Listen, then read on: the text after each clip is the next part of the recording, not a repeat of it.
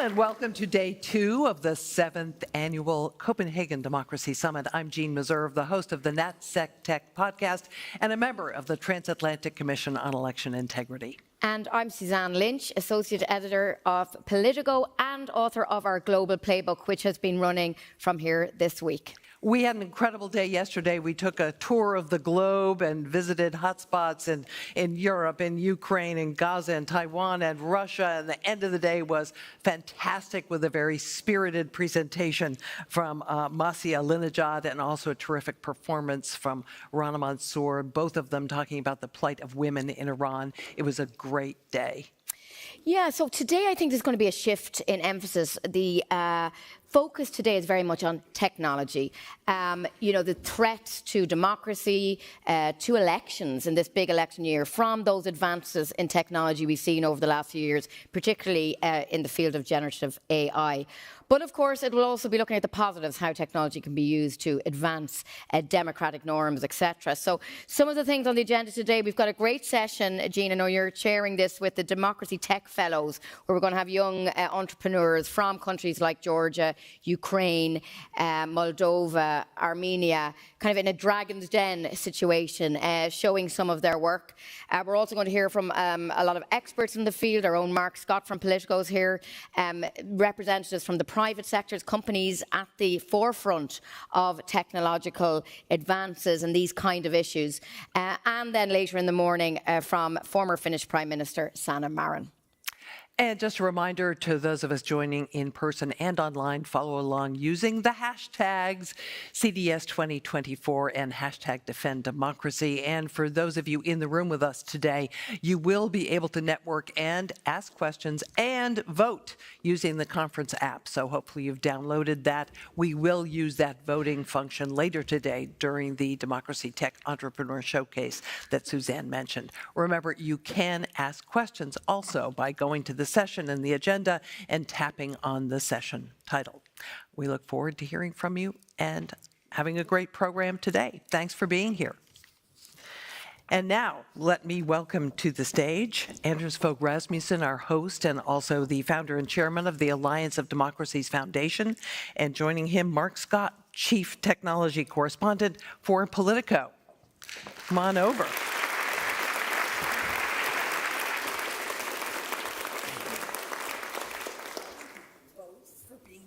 To talk about this big subject of technology. Anders, let me start with you.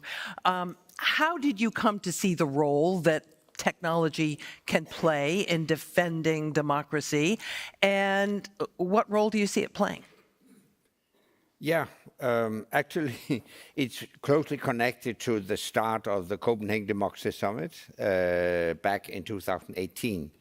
I read an article in Foreign Affairs written by Joe Biden, who suggested to establish a commission like the commission the US had established to investigate the 9/11 attack. He said after the Russian intervention into the 2016 presidential election in the US, we need to investigate that.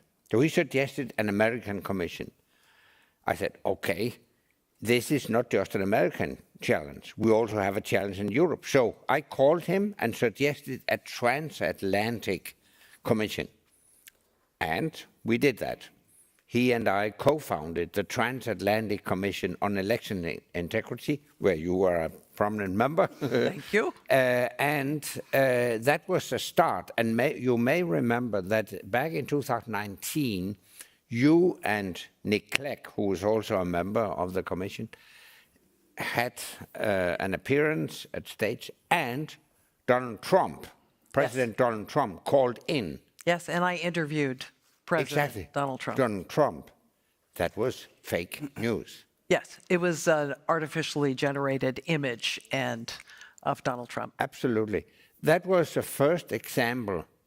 And at that time, that was really, I would say, the birth of technology, of the use of artificial intelligence used in politics. If I may, I would add a recent example that shows how fast it has developed. Recently, the Danish Prime Minister was subject to a similar event. Background is the Danish government has taken a very unpopular decision to abolish a special Danish holiday called the Great Prayers Day. It has been abolished. So now, all of a sudden, the Danish Prime Minister appeared suggesting that based on the great success of the abolishment of the Great Prayers Day, she would now suggest to abolish Christmas and Easter. And it was so professional that you couldn't distinguish between the real Prime Minister and this fake Prime Minister. It shows how fast it has developed. Now, the opposition declared this was fake news, so far so good. But it shows how important artificial intelligence has become in political debates. So AI can be used to craft incredibly specific forms of disinformation and to distribute it. We certainly have seen hacking of election systems, and we've seen surveillance and facial recognition used against, let's say, the Uyghur population in China as a form of repression. Mark, are there also some positive ways that technology can be used? The doomers versus the boomers, if you will. Yes, of course there are. There are but ways. You looked like you had to struggle to come up with that. I mean, I spend a lot of my time looking at the bad use case scenarios, like the deepfakes, the sort of the disinformation actors, etc.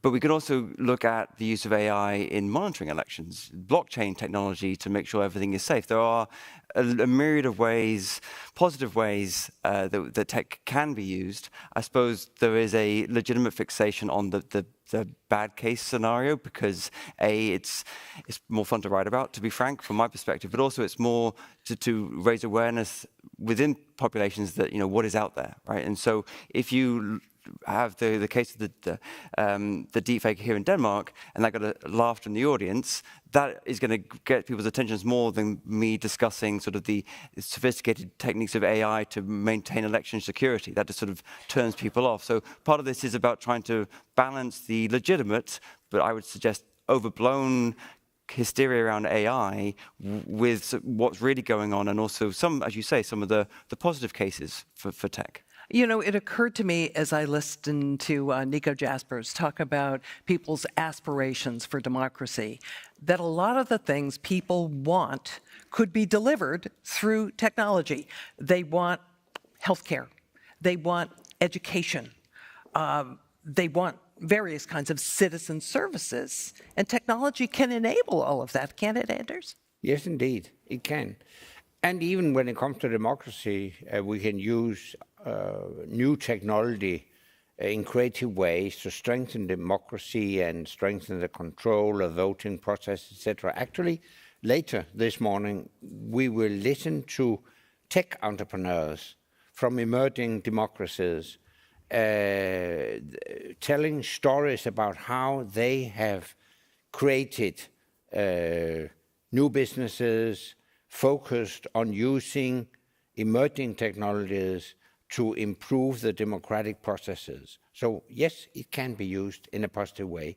So I think the challenge is to take decisions and create frameworks where we ensure that new technology is used to strengthen and improve freedom and democracy. I would suggest that the idea to create an alliance of democracies could also be used to create a technological alliance of democracies to ensure that we, living in democracies, are the ones setting international norms and standards for the use of emerging technologies. Before we go on, let me mention that we will take audience questions. So if you guys have some, put them into the computer system. So, Mark, I hear a lot about this idea of creating international regimes and that hopefully democratic nations will set the norms. Is that realistic? Is China going to buy on to a framework that we've created? So the example people always give is sort of the maritime law. And in terms of there are places where we have come together as a globe to set the standards. To my point, that took 50, 60, 70 years. I would already argue that we're living in a so-called splinter net, where it is not just the West, democratic countries versus China. I would argue Europe is separate now from the US, which is separate to Brazil, which is separate to South Africa, which is separate to yada yada. And so I think in terms of trying to set global standards, that at a very baseline can happen. There is a precedent in the United Nations for that to happen. Unfortunately, because geopolitics and tech have so intermingled, and technology moves very quickly, to your deepfake example from 2019 with Donald Trump calling in to now where the tech stands, we can't wait that long. And so I think what you're seeing both with, say, within the European Union, moving ahead with its own digital regulation, even with the US and the White House recent executive order on artificial intelligence, countries themselves or even regions like the EU are moving ahead. Will that then lead to a coalition of like-minded democracies? Potentially, but as we've seen between the US and EU, arguably the two closest blocks, if you will, of democracies, they still fight over this stuff. And so in terms of where do you draw the line? Do you wait for that alliance or do you move ahead? So far, as of 2024, people are just moving ahead because they don't want to wait for some sort of global alliance. Because a lot's at stake. Anders, did you want to jump in on that? Yeah, in a way, I agree with you. We see in a way, a splintered world, but I think we are approaching a new world order with two camps. We have an autocratic camp led by China, we have a democratic camp led by the US, and I think the democratic countries belonging to the democratic camp should reinforce their cooperation and set international norms and standards. That would mean less interaction between the two groups, but more interaction within the democratic group. I agree, we can't wait, we have to move forward, but I also think the Europeans and the Americans should join forces instead of creating tensions across the Atlantic.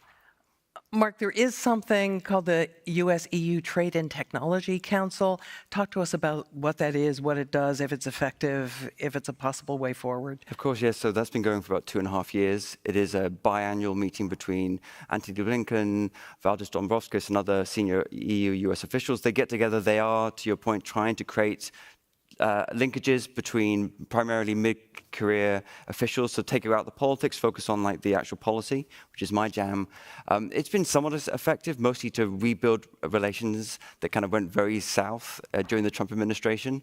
I agree with you in terms of the US, arguably, the leading democracy in the world should lead this. But I then ask, what happens in November if a certain Republican candidate wins the presidential election? And what I've seen here in Europe is people don't want to wait anymore. There is a sense of, yes, the US is there, yes, there is leadership required, but you could argue on tech and digital, the US is decades behind where other democracies stand. And so I think part of this is a dichotomy between the US being home to Google, Meta, Amazon, yet in terms of rulemaking and global rulemaking, it is significantly behind where Europe is right now. We have some questions from the audience. Let me get to at least a couple. How can the legal framework keep up with the rapid pace of technology without squashing out the latter? I'll take that. It can't. Rules always lag innovation. That is not a tech issue. That you could look at biopharma, you could look at the defense industry. This is how this works. The question then becomes innovation versus regulation. There is a balance that I think the Europeans are trying to meet. The Americans are taking a different approach. The Chinese are taking a different approach. But in terms of the regulation keeping ahead of innovation, that's never been the case. I think we just need to be aware, conscious of that, and then respond in real time as quickly as we can to meet the needs of citizens who are frankly scared of AI and these other new forms of technology. Here's another one. What do you think of the argument that tech companies in the West became very political and are viewed as very left-leaning? Will that reduce people's trust in technological institutions? Anders, do you have a thought on that?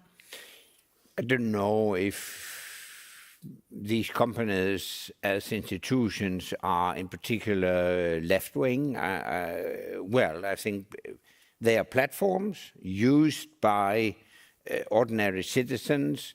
I don't think we could accuse the companies as such being left-leaning. In general, also in connection with what you just said, I think we in Europe should also be concerned about being the big rule-making institution, while the US is actually, as you said, they are home to those big companies.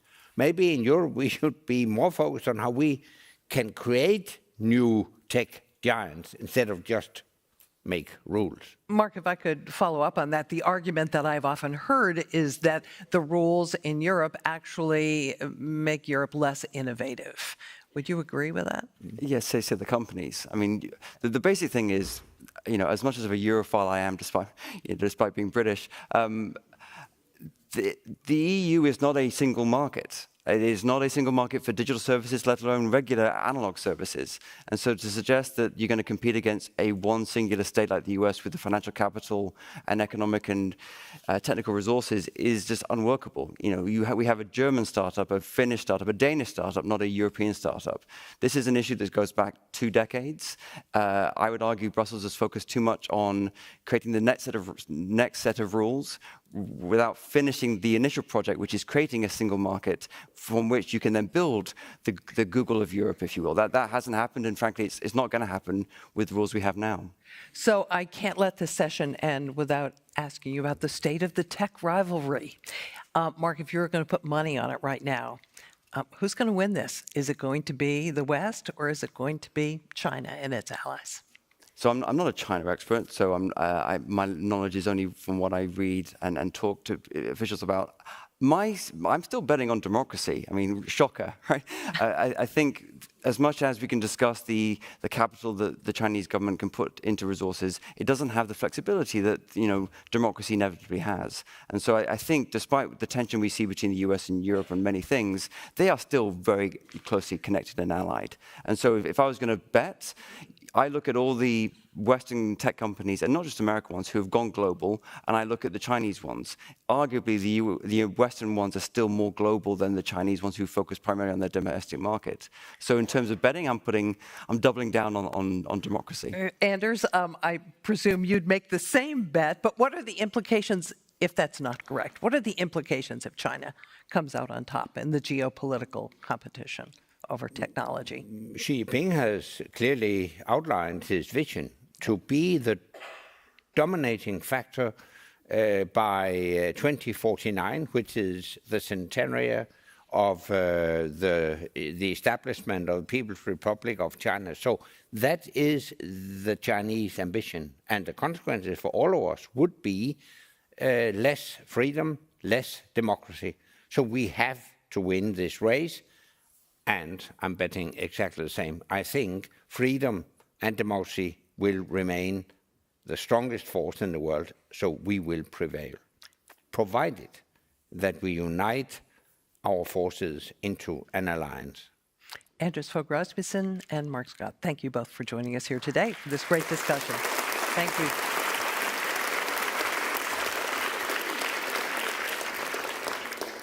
And let me now welcome to the stage Rasmus Beck-Hansen. Is Rasmus with us? Here he is. Thank you. Well, if the world wasn't awake to the risk of pandemics before COVID, it certainly is aware of the risks now. And Rasmus's firm, Airfinity, is trying to help us predict what's coming down the pike. Tell us a little bit more about Airfinity and what it is and what it does. Yeah, so first of all, it's great to be here. I'm really, really glad to be here. I actually started, just a little side note, I actually started my career in Danish politics and then have worked in disease surveillance and biorisk for the last number of years. It feels a bit like things are coming full circle for me here today, so really pleased to be here. But we are fundamentally trying to build a disease forecasting company. So similar to, weather forecasting, financial forecasting, all other forecasting solutions, we don't actually have that in health. And we believe that much better forecasting will also lead to better preventions. So to better protect the world, we need to be able to forecast what's coming next. And we're a London-based company and work globally. And we played, I think, a really important role in COVID, and our data and our forecasting solutions became really critical for many decision makers around the world. Doesn't the WHO do this? Well, so, we can have a long discussion about WHO. I mean, the WHO does some of it. Part of the problem WHO has is it reliant on self-reporting from countries, right? And we all know that countries have strong incentives not necessarily to share the information they have. And also we know that WHO is also a very political organization where, often some decisions are made based on political consensus. So we believe there is a strong need for an independent data source, independent analytic source that can help all the world make better decisions. Well, where do you get your data? Well, we get it from multiple different sources. From countries publish something, hospitals publish. We also use wastewater and a lot of many different proxy data sources. There is right now a data revolution, right? A data explosion. We're producing so much also health data that we can use to build these forecasting solutions much better than it was previously possible.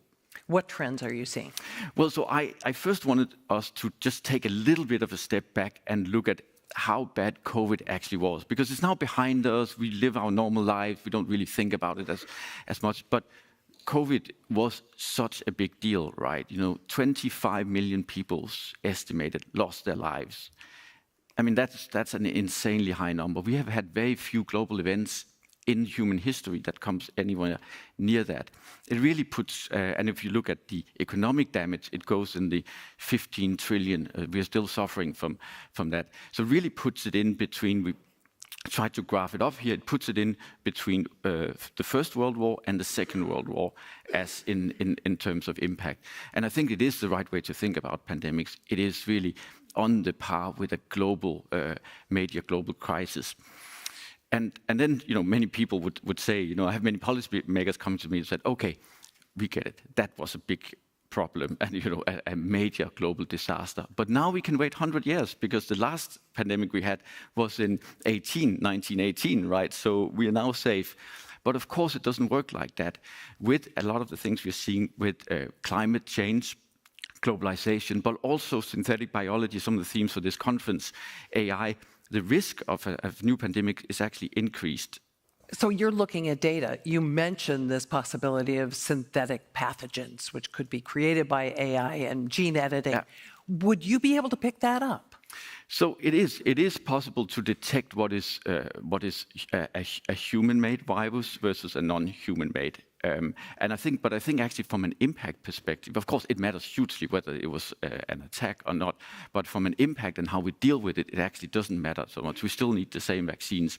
And just put this number up here that what we estimate, and this is not only our estimate, it's also what insurance companies and others do, is that there is a 27.5% chance of a COVID-like pandemic in the next 10 years. Next 10 years. Yeah, so 27.5. Keep those masks. That's a high number, right?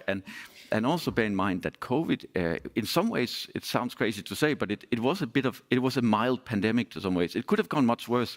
So, for instance, we calculated what would have happened if Omicron, if you remember, Omicron was one of the later variants that then spread really fast and led to some of the second waves. If that had been the wild type, so if the first hit to the world had been Omicron, we'd have seen probably around 1% of the global population could have lost their lives to that. And now we have in the US, we have H5N1, right, the avian flu, which is spreading.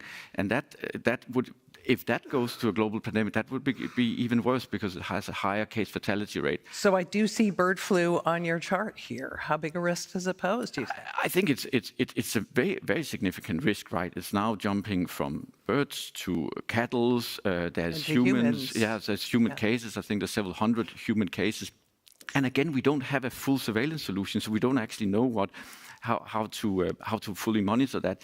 Many farmers are not, obviously not very incentivized to test their cows and report that. So you've got to find alternative ways to do that.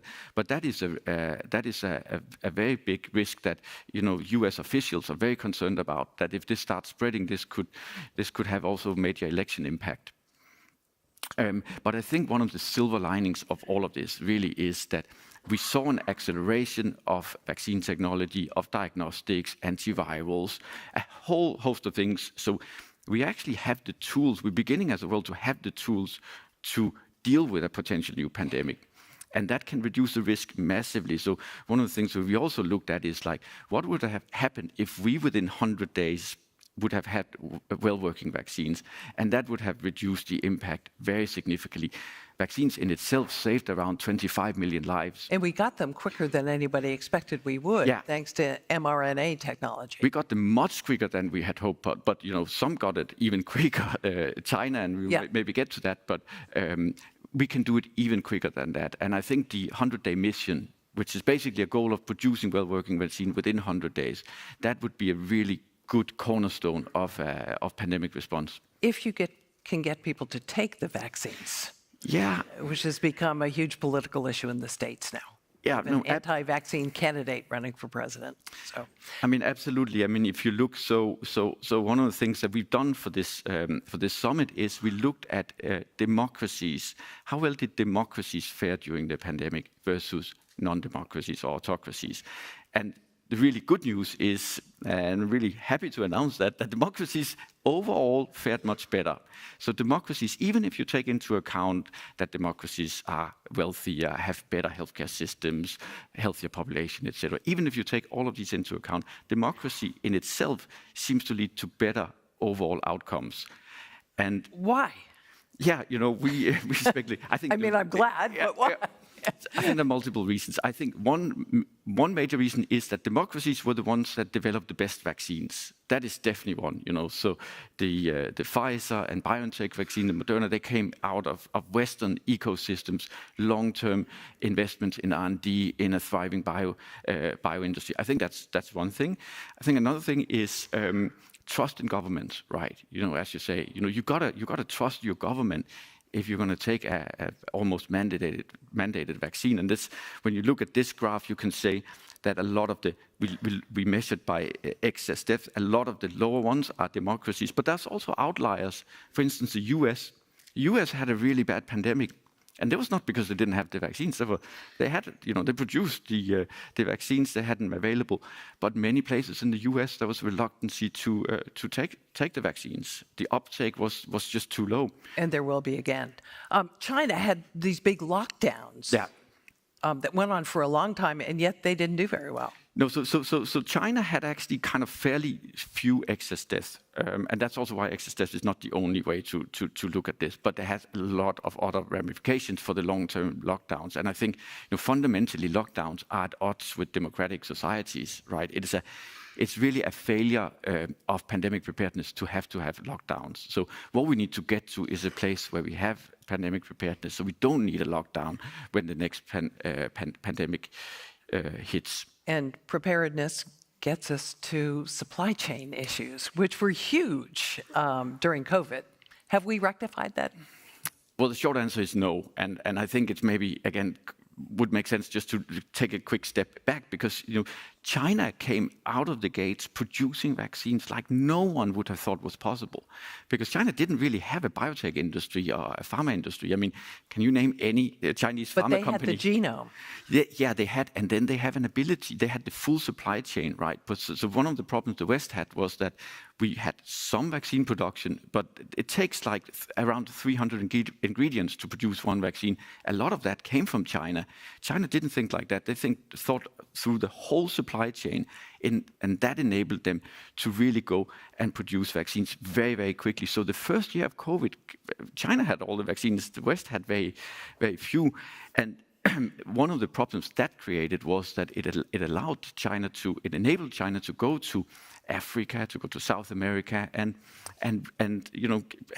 provide vaccines. And although they weren't the perfect vaccines, it was better than having nothing. Great diplomacy. It was a really great. Russia tried the same. It was less successful because they couldn't actually produce the vaccine, right?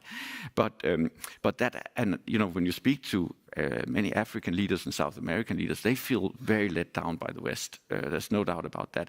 That they couldn't get. Because we were holding the vaccine for our own as opposed to dispersing it over the world. We weren't distributing any vaccines outside the West for the first year, right? And that has cost many lives in those countries, and I think a level of mistrust that one should not underestimate. And we don't want to get to that place again, right? Which is why we need higher level of scale up of production. But I also think that part of what this also shows is that there really isn't an integrated Western biorisk strategy, right? Each country still does some of their own things. Now we have the EU setting up a health security agency, many countries trying to figure out where to institutionally anchor that.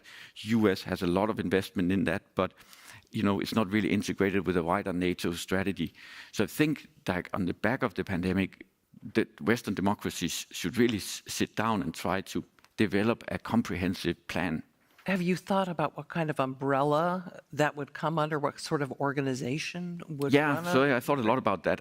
And my conclusion is, I think it sits in defense. I think it sits the best place in defense because, what you need to do, you have to look at it as your country is attacked. The speed and execution needed to really deal with any pandemic or outbreak is, I think, best suited for military. And I also think they are less prone to budget cuts. I think if you sit in the health space, it's become, we've seen that it goes more up and down and other priorities take over. So I think we need a protected environment for that, similar to what we have in other defense areas.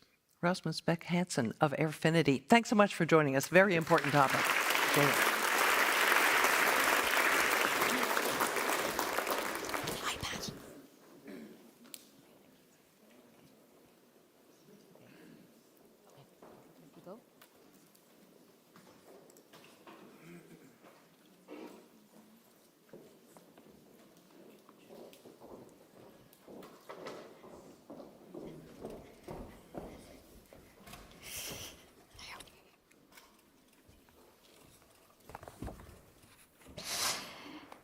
Hello again, and I'm delighted to be chairing this session, Restoring Our Digital Freedom, joined by a stellar cast of characters for this discussion. And we've got Audrey Tang, Digital Minister Taiwan, joining us from Taiwan. And beside me, Leopoldo Lopez, Venezuelan activist and co-founder of the World Liberty Congress. Obviously, we were saying earlier, a lot of our focus today on the second day of the Copenhagen Democracy Summit is on this whole nexus between technology, democracy and freedom. Audrey Tang, I'm going to start with you to give us that perspective from Taiwan. This is something, the whole issue of disinformation, of electoral interference is something that's quite familiar to Taiwan. It's regularly cited as the place in the world that is most exposed to outside interference. Tell us more about that, and maybe something about, you just had elections this year, how that played out. Well, this has been happening for quite a while, for a decade. It's the according to VDEM, Taiwan is the top place in the world on the receiving end of information manipulation. I'm really happy to report that our January election is remarkably free of polarization. In fact, the effective polarization, how people hate each other across party lines, went to a historic low after the election. And the reason why, I think, is because the playbook, the pre-bunking, anticipatory debunking, and co-facts, collaborative fact-checking, these two pillars really worked. Tell us about this pre-bunking. So pre-bunking has become the new debunking, it seems. Maybe explain to us, how do you pre-bunk? Well, give us some examples maybe of how Taiwan is trying to get ahead of this problem.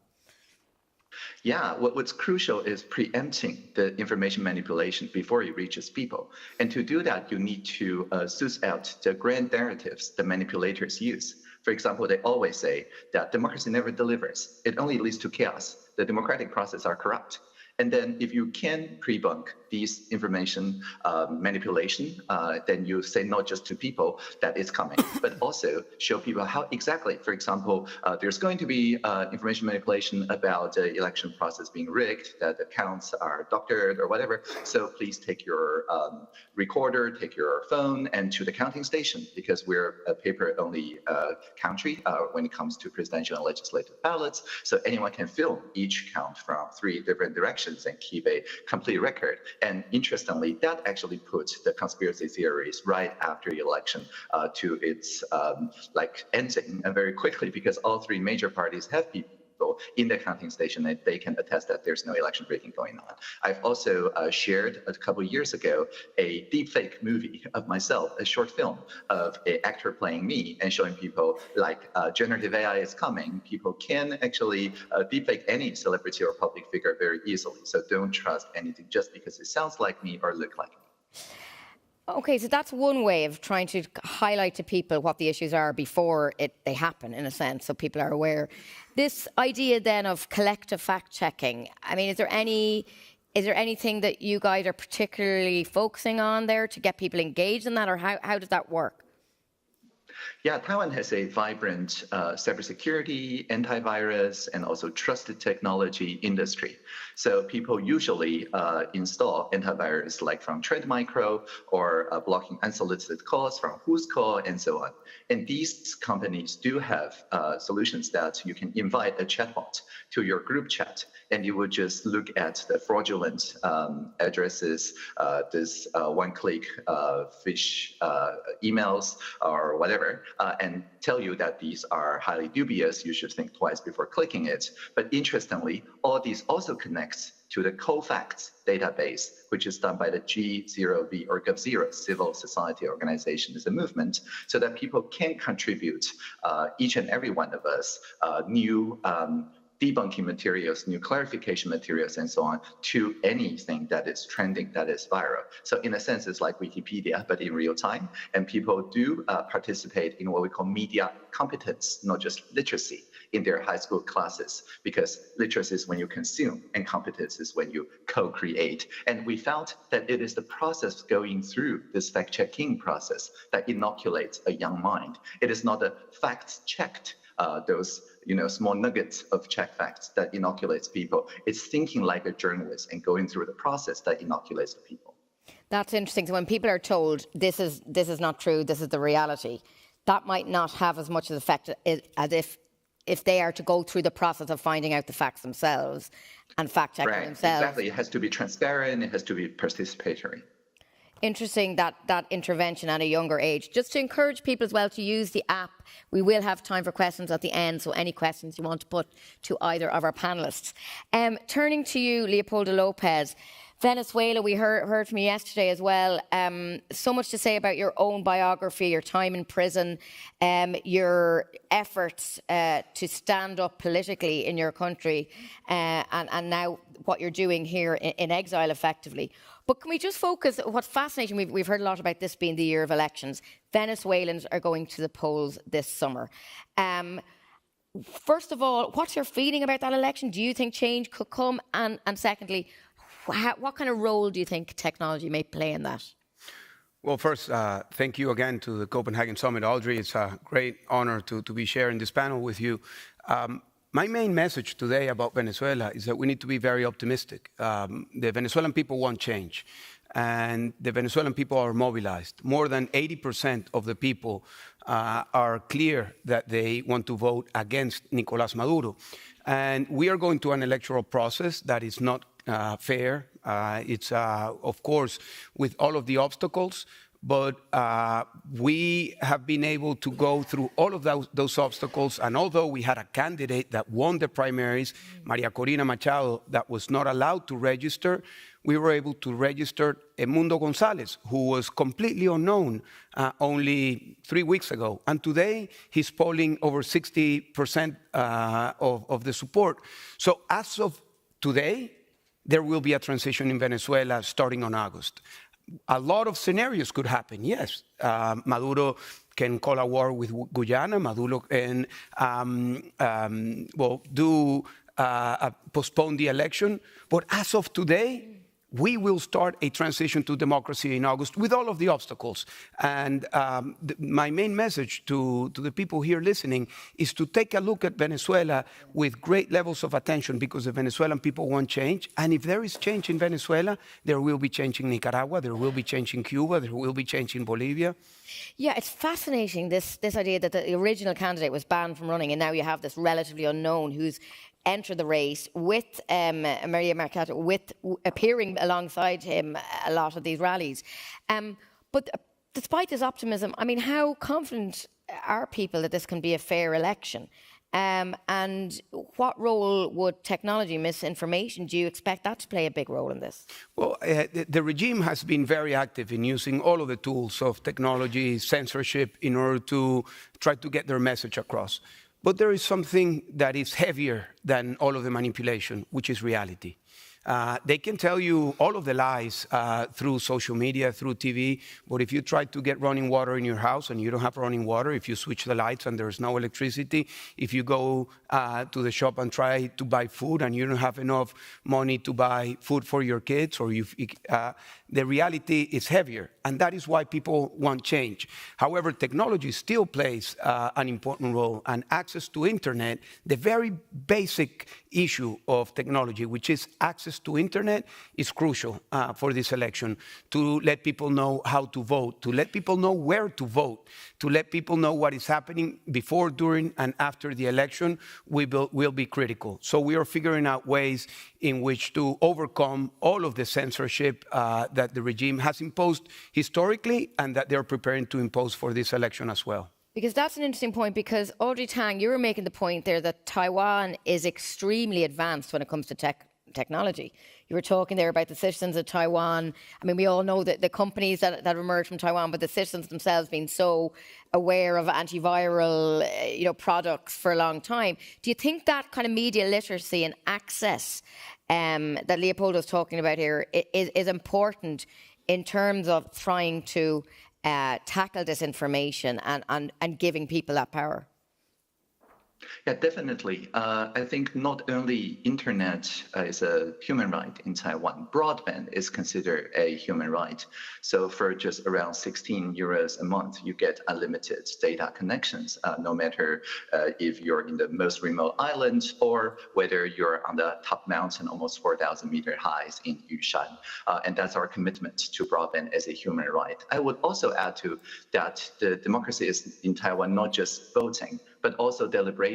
Is a continuous democracy that people can go online and initiate a petition with 5,000 signatures, and the minister have to consider that, or the minister can also send, as we just did, 200,000 SMS to our people, and then select a microcosm, a representative mini public of 450 people to ask the people to deliberate online and to tell us what they want us to do about misinformation. And by and large, when it comes to generative AI, people want us to instill some way of digital signature so that people can know a faked celebrity versus a signed celebrity video in advertisement, but they do not want to compromise privacy, do not want to compromise the freedom to whistleblow online and so on. So we need to invent and deploy technologies that can provide a sense of trust and uniqueness without compromising privacy. And we've included all these suggestions into the new Anti-Fraud Act just sent to the Parliament last week. So I think this continuous democracy is also another step toward getting people more transparent and accountable governance, because they can participate in the here and now, not just every 4 years. And actually, I'm going to bring in one of the questions here from the audience. Narayan Liu from Fight for Freedom, Stand with Hong Kong, has got a relevant question here, which is pointing out that Taiwan has a big elderly population. And how do you recommend that governments aid that older, elderly community about this rapid development of AI and, emerging potential threats?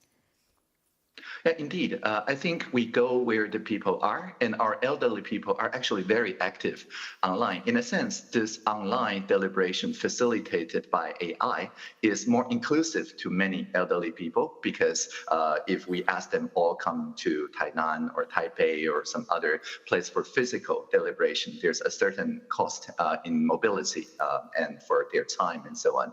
But if it's online, then they are as happy to share their wisdom as any young people. So in a sense, providing broadband as a human right and also helping the helpers, making sure that the people who support the elderly people can get sufficient amount of, for example, literature about the really assistive way of getting real-time interpretation, real-time captions, or even sign language interpretations and so on, so that they can help the elderly, the senior people to connect in a way that they're most comfortable with. This idea of appropriate technology, bringing technology to where people are instead of asking them to adopt a one-size-fits-all way of interacting with each other. I think that is also very important when it comes to digital democracy.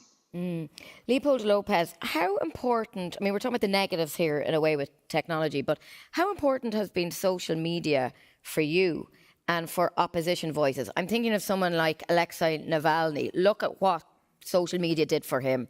It put him on the global map. It allowed him to speak out against President Putin when traditional medias were effectively silent in Russia. Have you had a similar experience with social media? I see your Twitter following, etc. Was that a help to you during captivity, for example, and in your work since? Well, you know, it's changed. So 10 years ago, in 2014, when we called for protest, I was completely censored from TV, radio, regular media. All we had was social media. And we brought hundreds of thousands of people to the streets for weeks, for months. But the regime caught up with social media. And today, social media is a very contested space. So if you go in X in Venezuela and you look for trending topics, you will find topics like Russia or Putin or Taiwan even. And then when you look at the conversation under those topics, is the narrative of Russia, of China, even of Iran. Sometimes you even find in trending topics in Persian. Of course, there is not a Persian population in Venezuela that would be supporting organically that conversation. What is happening is that there is also a global confrontation. We have in that space the interests of Russia, China, Iran that are linked with the dictatorship. However, that is the one window of opportunity that we have, because TV and radio and regular press is completely censored to the democratic voices. So it's a contested space, but still is the only space that we have. And that idea about the government catching up, do you think that they have now a more sophisticated understanding of social media and they will deploy this in certain ways in the election? No, of course, and not just the use of trolls and bots. And they have, hundreds of millions of dollars invested in this, and it's a multinational organization, because you see these trolls and bots being moved from one issue to another, and they're not national issues. They moved from an issue in Venezuela to support an issue somewhere in Europe, to support an issue in another country in Venezuela, in Latin America. And you also see the way they have evolved in trying to humanize the dictatorship. They're using their TikTok accounts, so they present Maduro as a funny guy, as the good husband, as a good citizen, and the humble person. And of course, all of that is a manipulation that is being promoted with a lot of support, with a lot of consultants, and a lot of money behind that. Yeah. I mean, I think it's important as well to say in the whole context of this two-day summit that a lot of established democracies also use this. It's not just dictators I'm thinking of Modi in India, who's probably going to get re-elected, the world's biggest democracy in India. His government has used, sometimes in nefarious ways, the power of social media in an unbelievable way, and it's happening right now. We have in the United States, the former president of the United States, Donald Trump, using social media to disseminate fake news and false information, and everyone looked on and wasn't able to cope with that. So, even in democracies and democratic, very long established democracies, social media is being used by those in power. Audrey Tang, coming back to you, on the specifics of the election in Taiwan, that was very, people were extremely interested in that earlier in the year. Did this issue of electoral interference, or even, you mentioned at the beginning, which was quite interesting, that you were quite positive that the polarisation isn't really there. Did people accept the results of the election? I mean, as we saw, I just mentioned Trump, but, in America, in the United States of America, we still have a huge number of people who don't accept the results of the 2020 election, and that's in one of the world's biggest democracies. So, in Taiwan, maybe explain about how this all played out in your own elections there in January. Well, the end result is that all three major parties, none of which got a majority, absolute majority in the parliament, feel they have won a little bit. But also, I think it is how we responded to the polarization attacks, which is different. We also, like many democratic governments, strive to respond very quickly with clarifications, usually around 60 minutes after a viral disinformation campaign. But I think we strive to respond in a way that is pro-social. That is to say, not to fight fire with more toxic fire, but rather to respond with messages, with affinity, with compassion, curiosity, even a little bit of humor, certainly nuance, personal story, reasoning, and respect. And these are the pro-democracy attributes that can catch on social media. In fact, there are people researching this kind of pro-social social media, and they found there's recent papers that shows embedding those democratic values into social media, like the community notes in x.com, through those societal objective functions. They do not decrease engagement. It's as many people who want to engage with each other, but people feel less polarized and less lonely and so on. So I think one way that we as democratic countries can show the platforms is that actually we should encourage and nudge them towards such pro-democracy algorithms so that the bridging message flow to the top, not the one that are toxic or hateful or polarizing. That's interesting. The language used to bring these people along and refute arguments, is as important as trying to refute them. You seem to be saying, yeah, interesting point. Leopoldo, just on you're living effectively in exile now. Do you feel that the expat community, the Venezuelan community abroad, has much of a role here in the conversation about the election? We've seen a huge emigration, particularly to the United States, from Venezuela. You touched on some of the social deprivations facing people in the country. The reality of living in Venezuela at the moment. How do you assess the power of this kind of exodus and these Venezuelans in exile as you approach this huge election? Well, let me just give a bit of context. Venezuela used to be one of the most prosperous countries in Latin America only 25 years ago, and democracy was dismantled. As a consequence, the economic went to a spiral. As a consequence, we had a humanitarian crisis. And as a consequence, as you said, we have today the largest migration crisis in the world. And many people are not aware of this. 1 out of every 4 Venezuelans have left our country. That's 8 million people living in other Latin American countries, the US, Europe, and it's massive. And of course, this it's part of the force for change towards Venezuelan people.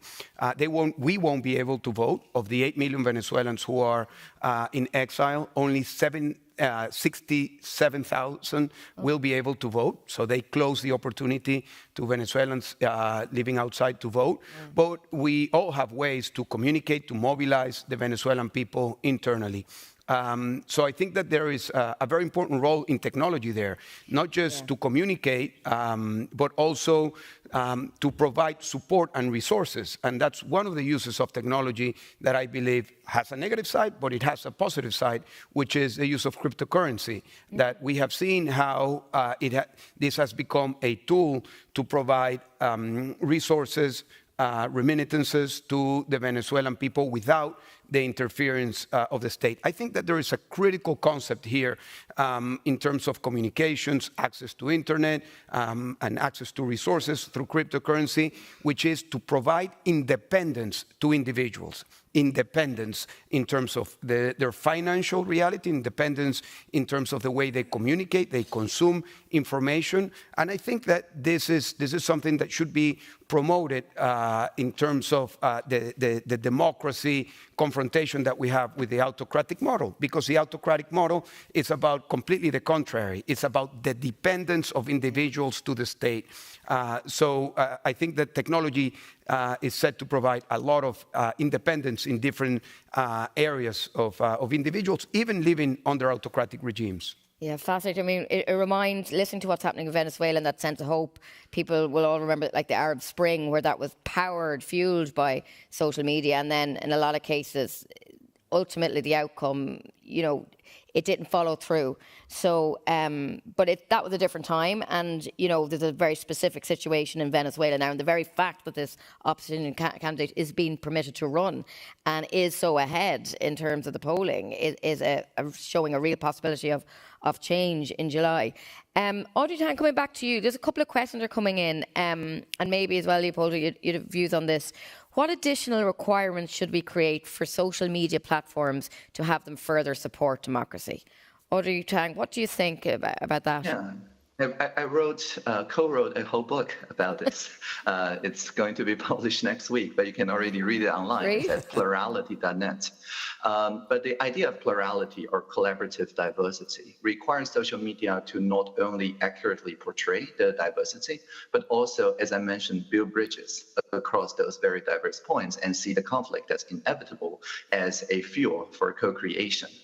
And in the flip side, if a social media permits, hateful messages, fraudulent messages, and so on, the consensus of the Taiwanese mini public throughout alignment assembly deliberation is that, for example, if somebody get conned for $1 million because of a deepfake of a celebrity offering investment advice, then that platform should be liable for the full $1 million that's lost by the victim. It's as simple as that. So it's two things, right? One is this pro-social bridging algorithmic improvement. And then if the platform doesn't do that, or it doesn't even do basic KYC and allow the freedom of speech to be abused by deepfake AI and so on, then we need them to assume full liability. Interesting. Leopoldo, any thoughts on the role of the social media giants? Do you see that they should be doing more if there's, for example, I don't know, misinformation in the Venezuelan elections? Or Well, just a very concrete example. I see that social media has become a huge platform for autocrats. And I have seen how activists, pro-democracy leaders, have been banned from their social media, while the autocrats, the dictators, the violators of human rights, have full access and full deployment of their social media channels. We heard Masia Linejad, I remember her telling me last year that her Instagram account was shut down because of pressure of the mullahs from Iran and the Islamic Republic from Iran. And I know that this is happening to different activists worldwide. We have Maduro, we have all of his regime with full access and full deployment of their manipulation in social media. And this is the same in all of autocracies. So I think this should be an issue.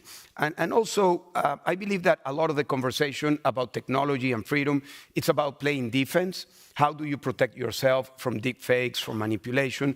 But I think more thought should be put into how to play offense. Because it is a conflict, at least from where we stand in living in autocratic countries, that we want democracy. It's not just playing defense, because defense will let us only where we are standing. We need to go forward. We need to play offense. What do we do? What can we do in order to move forward? I don't have the answers to that, but all of the answers. But what I do believe is that the attitude should not only be about shielding, about defending, about putting, some blocks to what autocrats could do, but how to move forward as well. Interesting. That's a good final thought. Because as a final point, I was just going to come to you, Audrey Tang, and just picking up on that idea about going on the offense. What can people do? How can we engage positively? What are the positive possibilities that technology can open up when it comes to advancing or nurturing or protecting democracy? Any final thoughts on what you think is kind of doable and what works? Yeah, I think Web3 or decentralized communication is certainly one of the very exciting frontiers. The Ministry of Digital Affairs in Taiwan invests in interplanetary file system, IPFS, as a way to keep our website afloat so people can pin our websites. But it also allows for censorship and tamper-proof way to have conversations online. And we can also think of the way of our automated facilitation technology that we just shared that facilitated like 450 people in 45 different rooms so that they can come to consensus instead of fighting each other. That actually can be turned into like a personal assistant, even running on personal computers or phones. And in autocratic regimes, that will be a very good like first coach in democracy that people can use on the ground. Or you can think of a addictive social media platform like TikTok or any other platform, and with this algorithm replaced by this kind of decentralized, open, collaborative governed algorithm to show people that it is actually possible to have a digital democracy without getting addicted on the more antisocial stuff. So I think there are a lot of experiments that can run and a lot of synergies between those experiments. Okay, well, on that positive note, thank you very much, Minister Audrey Tang and Leopoldo Lopez, again for joining us. Thank you both for a fascinating discussion.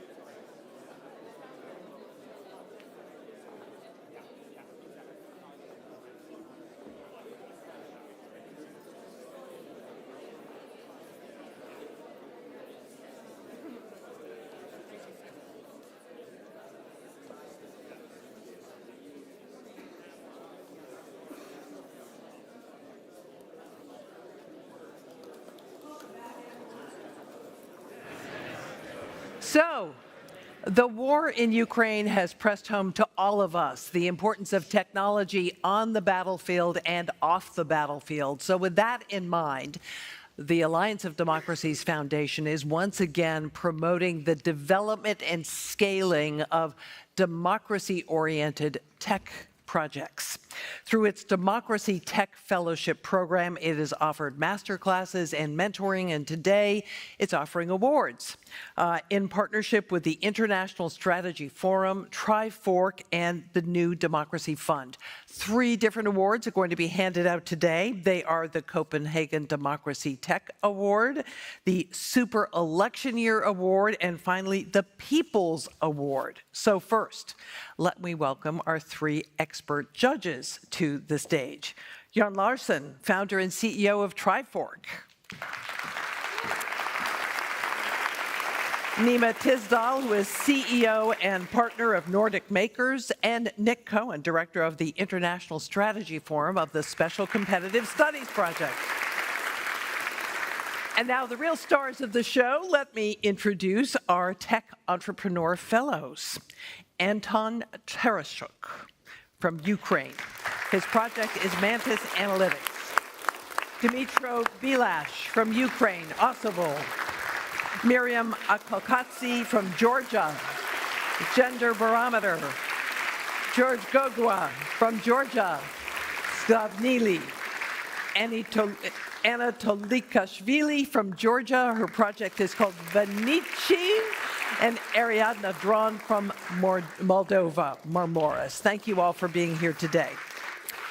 So in this super election year, with roughly 2 billion people going to the polls, dis and misinformation is, of course, a major concern. And so our first theme is fighting disinformation using AI. First up, to talk about this and his project, Anton Tarasuk from Ukraine. Mantis Analytics is his project.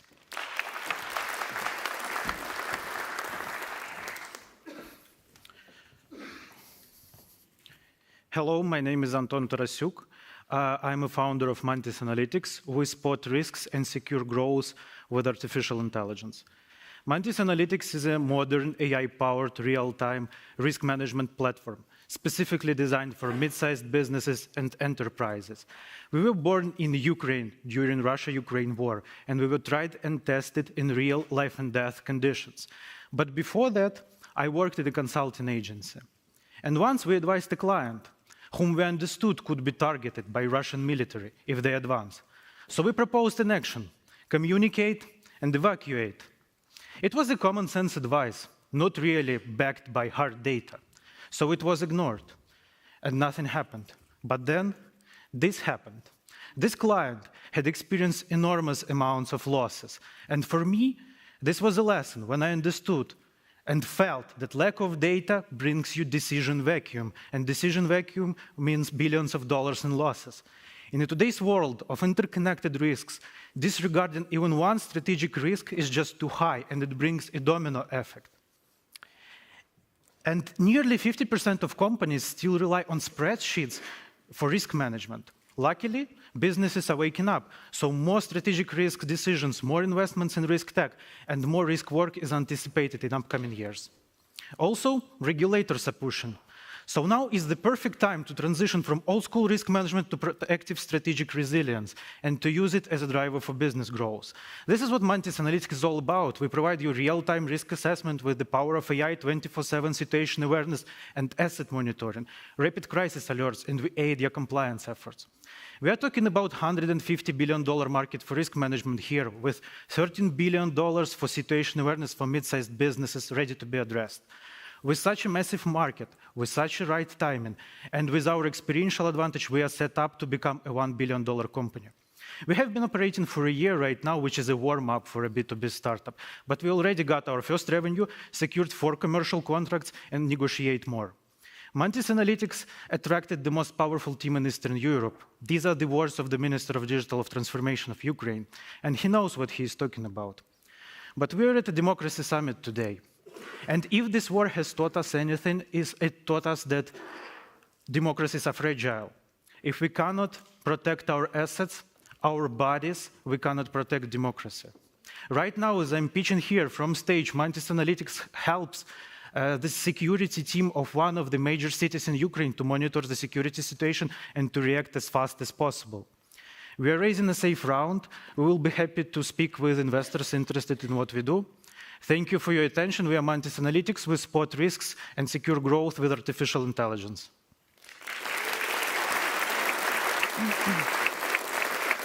So, Anton, Nick has a question for you. Thank you, Anton. This is very interesting, and I think it's a great point, moving from risk management to strategic resilience. I'm curious if you can tell us where you get your data sources from, how you sort of blend those together to provide this real-time analysis, and if there are any concerns around potentially proprietary data or classified or confidential information going into your models. Okay, basically we combine two data sources. We bring internal companies' data to understand what's happening with their assets, and it was, of course, like NDA protected and all. We also enrich it via OSINT, because we monitor social media, we monitor police reports, we monitor security situation, and we provide them with the context, so they see what's happening with their asset and what is happening around its asset, which is brought by open sources. Nima. Great, thank you so much. I'm wondering who are the people who are actually using the solution? You mentioned that a city is using it to monitor their assets, but you're also talking about private companies and their information. Could you speak more to your customers? If we talk about private companies, these are usually risk management departments or security departments who are interested in, for example, like asset status, who are interested in travel safety, and who are interested in what's happening overseas with their assets. Anton Tarasyuk, thanks so much. Appreciate it. And coming now to the stage, Dmytro Bilash from Ukraine. Osavul is his project.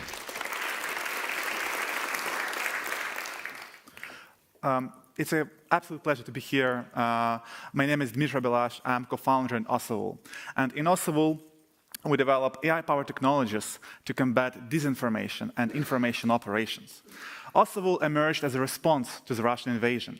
And today, we are operational in the European Union, in the United States, and we are the key technology used by Ukraine to combat Russian disinformation. And during the last 2 years, we learned one key lesson. You can be protected from disinformation only if all your neighbors are protected as well. It's a collective task and joint responsibility. And collaboration here, it's a big problem. I will give you one example. Let's say I'm an analyst from Denmark, and I'm revealed a new disinformation attack on Ukraine. I want to share information about this attack with my Ukrainian colleagues. Unfortunately, there is no streamlined, clear, straightforward way to pass this secure intelligence in easy and convenient way. And it's about to change. There are approaches and frameworks that will help you to do this. This is how it should work. Let's say you are a government and you are attacked. So then, typically, the government runs an investigation to better understand who, how, and in which way did this attack. The investigation results should be packed in a specific threat exchange file. So this is kind of an intelligence report, but it's created in a standardized way. So all your partners all over the world will be able to unpack this intelligence and improve their own security. So your intelligence will improve the defense of all others. NATO, European Union, and many other players support various initiatives and frameworks like Disarm framework or STIX to help tackle this. We as a tech company take the best practices and create a world-class analytical system based on them. Here is how our product works. As a first step, we do the data collection from open sources like social media, websites, messaging apps, videos, and so on. Then we equip the analyst in a governmental security agency or in a private company with analytical tools to run their investigations and reveal threats. Once the threat is revealed and investigation is done, our AI automatically creates this threat exchange file so it can be shared with your partners in other government bodies in the country, with your foreign colleagues, with your private companies, NGOs, academia, and so on. As a result, Osavul provides a comprehensive operational system for the information security to reveal, analyze, combat information threats, but also to share this and collaborate and make our world secure together. I'm here mainly to find colleagues, partners, and clients. So if you work for the government or for any entity who is taking care of information security, please feel free to reach out to me. Thank you for the attention. Thanks. Jorn, it's your turn to question. Thank you. I think it was an impressive explanation of your system, and you are an experienced entrepreneur. So I read about your growth captain company. So how did you use those learnings in your new company? Yeah, so just to give a bit more context, like I'm a second-time entrepreneur. So I came from a business, we sold our previous company to public traded corporate, and right now we do stuff for the government as our mission. So in the first company, we were doing also dealing with open source data. So we were dealing with, advertising, marketing, open source information. And we're dealing with the same data here, but for the security purposes. That's why we're able to, jump really fast on this problem and help our colleagues in Ukraine at the very crucial time. There was no learning curve. We just did it, and that's how we started. And then just one additional question. So Growth Captain is still, a good company is still around? I'm not in the company anymore. I know. But it has office in Ukraine. Yeah. We converted it to an AI excellence center, and till now it's operational. It has employees, it pays salaries, taxes, and great products. All good. Thank you, Nick.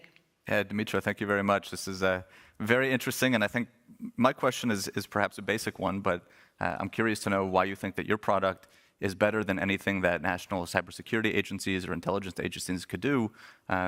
Why would a government want to contract your services when they spend, hundreds of millions, if not billions of dollars on homegrown services to do something very similar?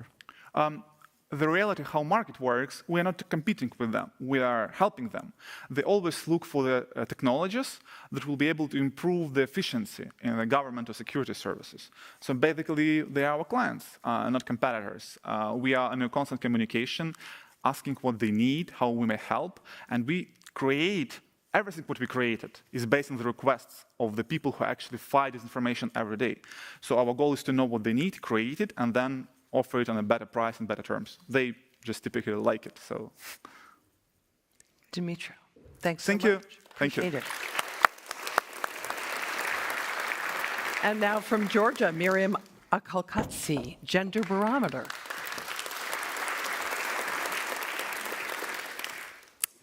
You probably know this, women. What you might not know is a disturbing trend of digitally manipulated images and videos circulating online, trying to undermine them. Today, I stand before you to shed a light on a global issue facing women in politics: sexist rhetoric and gendered disinformation, discouraging us from engaging in democracy. I'm Mariam, representing MDF, Media Development Foundation in Georgia, and in 2023 alone, we identified more than 5,600 cases of sexist rhetoric and gender disinformation targeting politicians, activists, and journalists in my country alone. And this is not just a local issue. When we look at international numbers, more than 81% of women, female parliamentarians, have encountered psychological violence. I'm here to introduce our solution, Gender Barometer, an AI chatbot, first of its kind in Georgian language, that will help women in real time when they encounter online harassment or are targets of gender disinformation. And let me take you through 3 steps of how it works. If you, for example, as a female politician, are faced with manipulated videos or experiencing manipulated videos or photos, you can use the chatbot to help you verify that the content is fake, so you don't stand alone with your claim. And you can do the same thing if you're just a regular internet user, of course. On the screen, we see a real example of how Russian media tried to disseminate manipulated photos of German Foreign Minister Annalena Baerbock. Second step is that it generates fact-based responses, and we're training it to generate responses on behalf of women, so it can also support in that regard.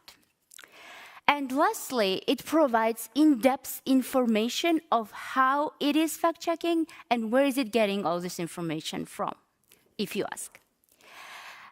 Behind me is a team of more than 10 years experience monitoring hate speech as well as 4 years of experience specifically fact-checking gender disinformation.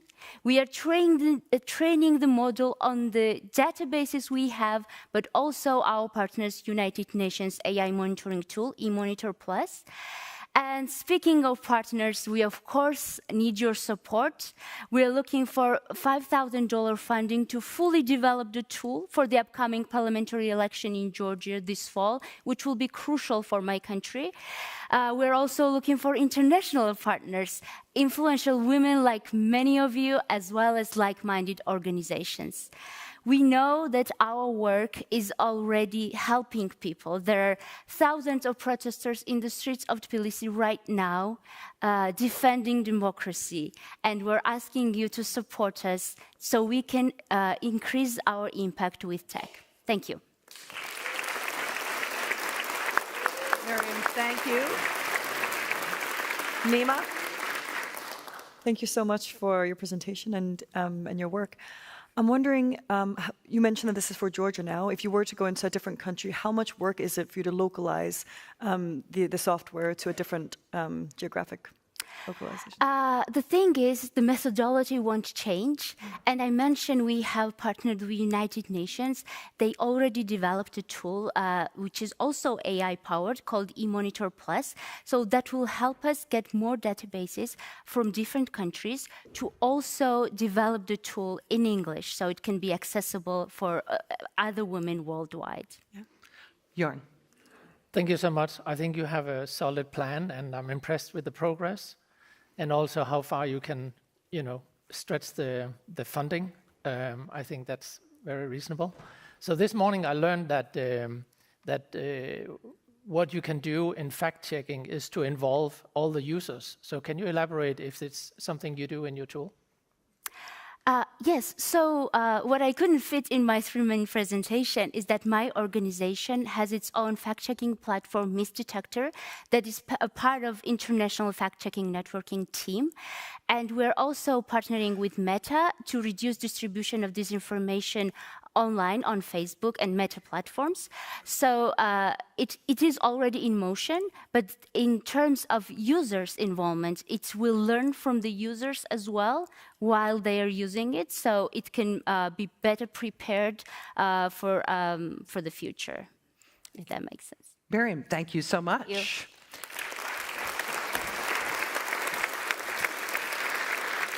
And we're now going to move on to our second theme, innovation in the super election year. George Gogua from Georgia, because I'm going to say it right. Zavnili. Yes. I've got it. Great. I'm nervous here because as I'm standing here, my friends, my colleagues, and my compatriots are fighting for democracy in the streets of Tbilisi, right here, right now.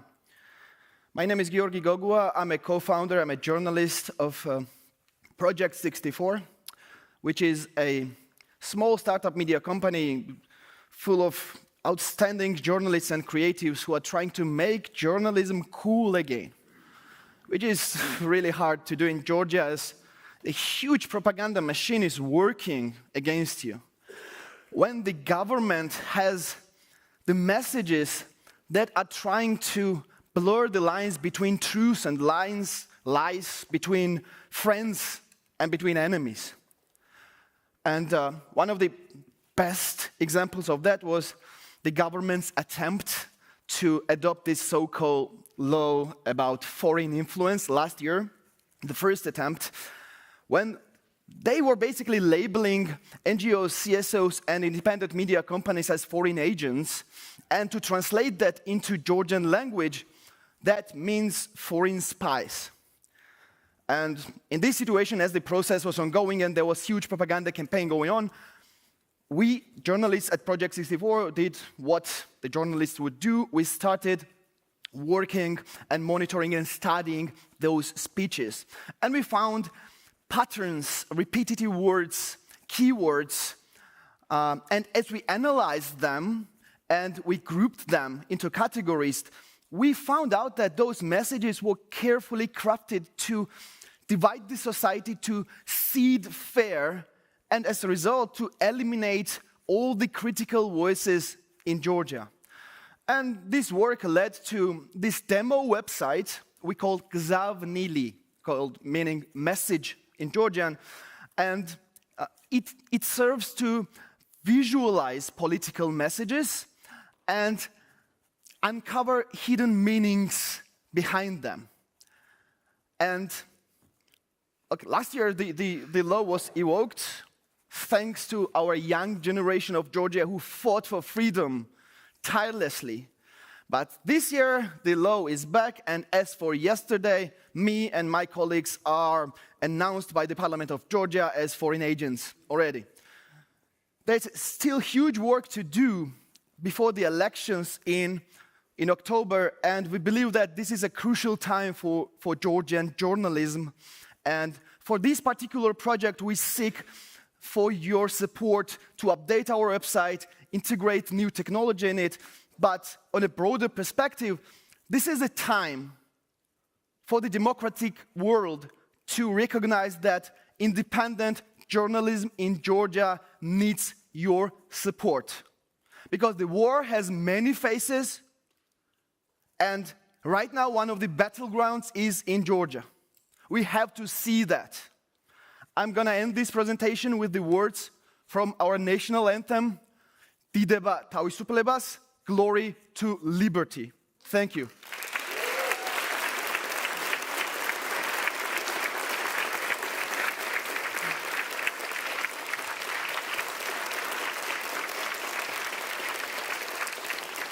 George, Nick has a question for you. Georgi, thank you very much. And I know for all of the Georgians on this stage, this is a very difficult day, so I appreciate you all taking the time to be here with us and share this. I'm curious, particularly in the context of the bill that was passed and all of the demonstrations in response, what kind of engagement have you had already with this product, and what do you expect that engagement to be moving forward, looking ahead to the parliamentary elections? What sort of impact do you hope or expect your product to have in this context? So we never launched this product on public because we believed that it needed so much work to do in terms of methodology. And you have to know that this project was done pro bono with the help from our friends in a really short time. And we were actually trying to make it perfect in terms of methodology and to make sure there was no bias in there and we were true with ourselves. So far it hasn't been public, and our work is basically doing multimedia journalists all around the social media, and we're going to support this project with different other parts of our journalism work when we continue building this website again. Nima. Thank you so much. Two small questions. The first is, you mentioned that you want to implement some technology into the platform after this. Well, I'm curious to hear what that is. But then also in a bigger context, we're a bunch of people who are not from Georgia. What can we do actually to support you in this time? So first thing is this speech-to-text AI technology in Georgian, which basically will make it easier for the researchers to analyze the speeches, official statements of the government and their allies, and this basically makes the job easier because that's a huge work to sit down and listen to all those hours and hours. What the society can do to support to journalism? That's a big question. One thing I can say is that I can talk about resources, I can talk about everything else, but in this case, we have to recognize the crucial and vital situation in Georgia which is going on, especially in the coming years before the elections. And the journalists are being attacked. They're being discredited, physically attacked, They're being labeled, their cars being destroyed. This is going on live in Georgia. I know here are people who have even more problems, but we are part of the world where we want to have democracy. And independent journalism and safety of journalists is the crucial part of that.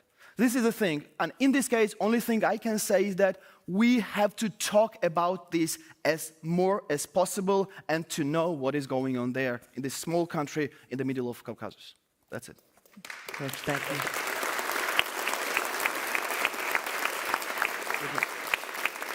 Up next is Anna Toklikashvili from Georgia. Venitsi is the name of her project.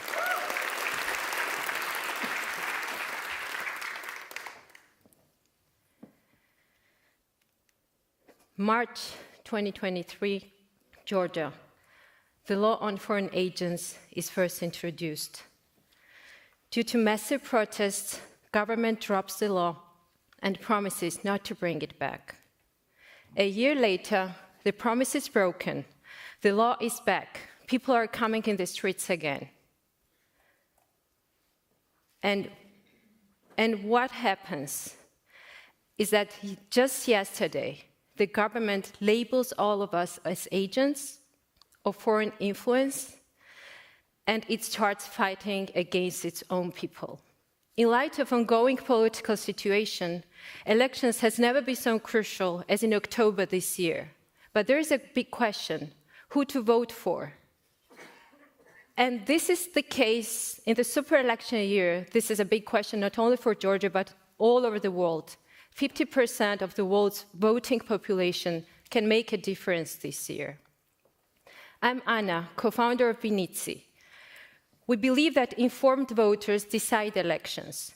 We want to increase voter turnout in elections, and we help citizens get to know the politicians and make informed choices in elections.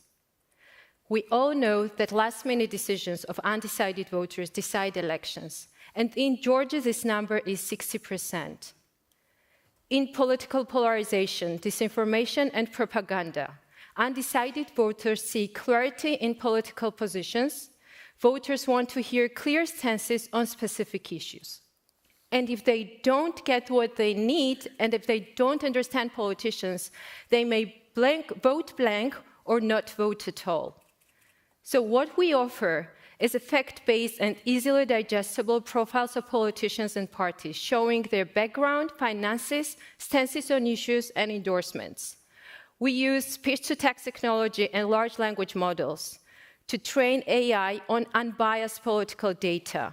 And unbiased political data is original speeches, live broadcasts, official statements, and other public information. Our key feature is the rhetoric timeline, showing changes in stances of politicians over time. And here you can see the change in stances compared to last year to this year, related to the law on foreign agents and foreign influence. The grant funding will help us launch the platform, while recurrent subscribers will help us grow and reach millions of citizens who are voting. Our team is diverse, democracy enthusiasts with rich expertise in communications, data science, product development, and startup development. All started with winning Democracy Tech Hackathon in Tbilisi in November, and since then we have been working on developing the platform.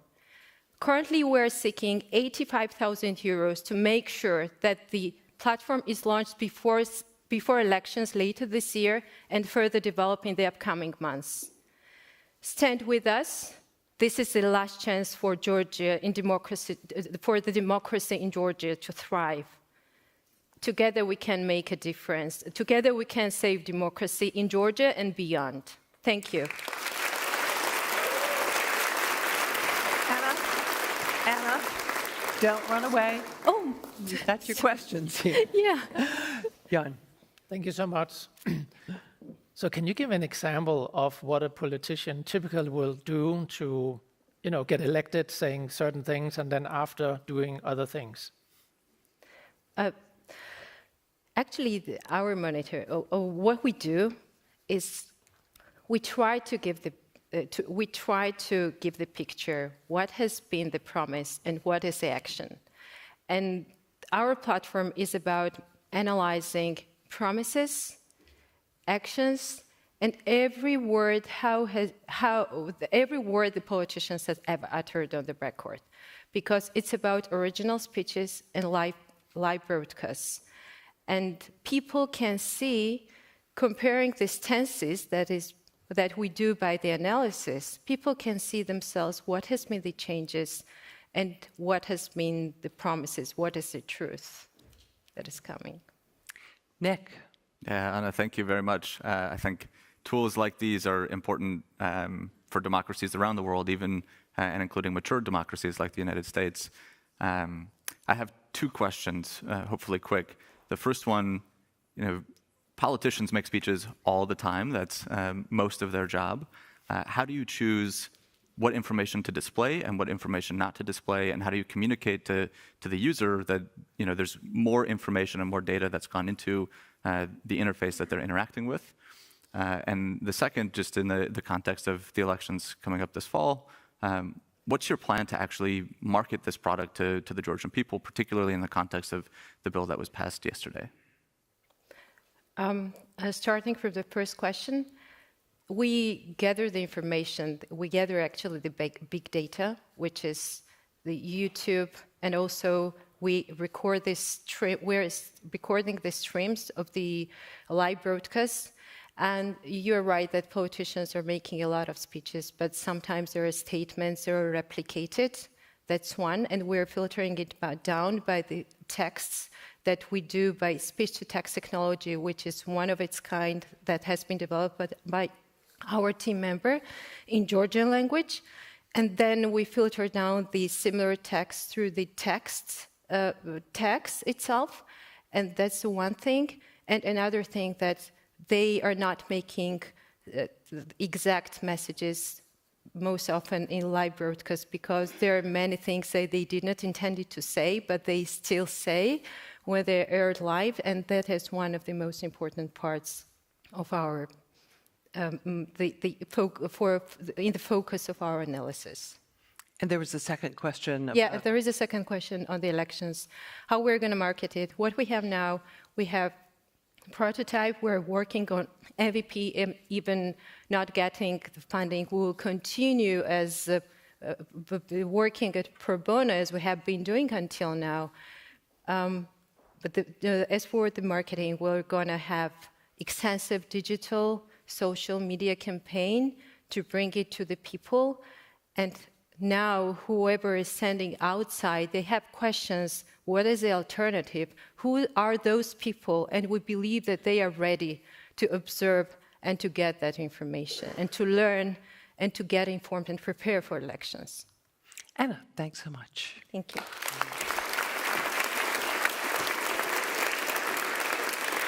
And last but not least, let me introduce Ariadna Dranj from Moldova. Marmoris is her project. One human right we all have is freedom of choice. But unfortunately, even the most fundamental of rights can be exploited through fraud and corruption. And the electoral process is no exception. In the 2016 presidentials in the Republic of Moldova, there were counted 400,000 more ballots than actual citizens. At that time, it meant 13% of the country's population, a number which completely overturned the elections. On a large scale, the conventional voting method welcomes human error, corruption, and fraud, while going fully electronic would scare away the elderly population, who made up a good 47% in the 2020 presidentials in Moldova. In reality, developing countries must upgrade their electoral systems, but they cannot afford neither the high prices nor the loss of voters' trust by going fully digital. I am Ariadna, CEO of Marmoris, which brings to you Evervote, a device that aims to change the electoral system by combining the convenience of traditional voting with the transparency and reliability of a machine for the best price on the market. As for how the device actually works, after the voter inserts the ballot into the box, Evervote automatically scans the ballot for its content, then counts, sorts, and displays the results in real time via a dashboard. No need for manual counting, no way of interfering with the ballots, no way of committing electoral fraud. It is that simple. Besides state elections, Evervote is designed for any company, government body, NGO, school, or any entity that relies on ballot voting and wants to ensure a transparent and democratic management. As for our business model, we have 4 offers. The device is to be sold independently for $250 for smaller entities, and the advanced version, especially designed for national elections, that is developed in size, security, and customizability for $1,500 a unit. Moreover, we will sell customizable ballots and provide the system as a service. In this case, price will be accustomed. Evervote is transparent, scalable, efficient, and the most affordable device on the voting system market, costing 80% cheaper than the average hybrid voting system. With a total market estimated to value $1.2 billion by 2030, Evervote is an intelligent investment for any entity. Marmoris is a company started by 4 ambitious young entrepreneurs who want to make the world better by designing simple solutions for big problems. And we have indeed come a long way since starting our journey, from winning the Democracy Tech Hackathon to having our device pilot tested at a youth NGO election to having a functional device ready for any small-scale elections. In the future, we plan on creating an app that makes it easier for organizers to control and personalize their voting processes. We are looking for hardware and software developing and manufacturing partners to help us take our device from a prototype to a scalable and certified device ready for market. With your help, we can become eligible to organize national elections, a significant milestone for us and a testament for the impact of our product. Ever vote, when results matter.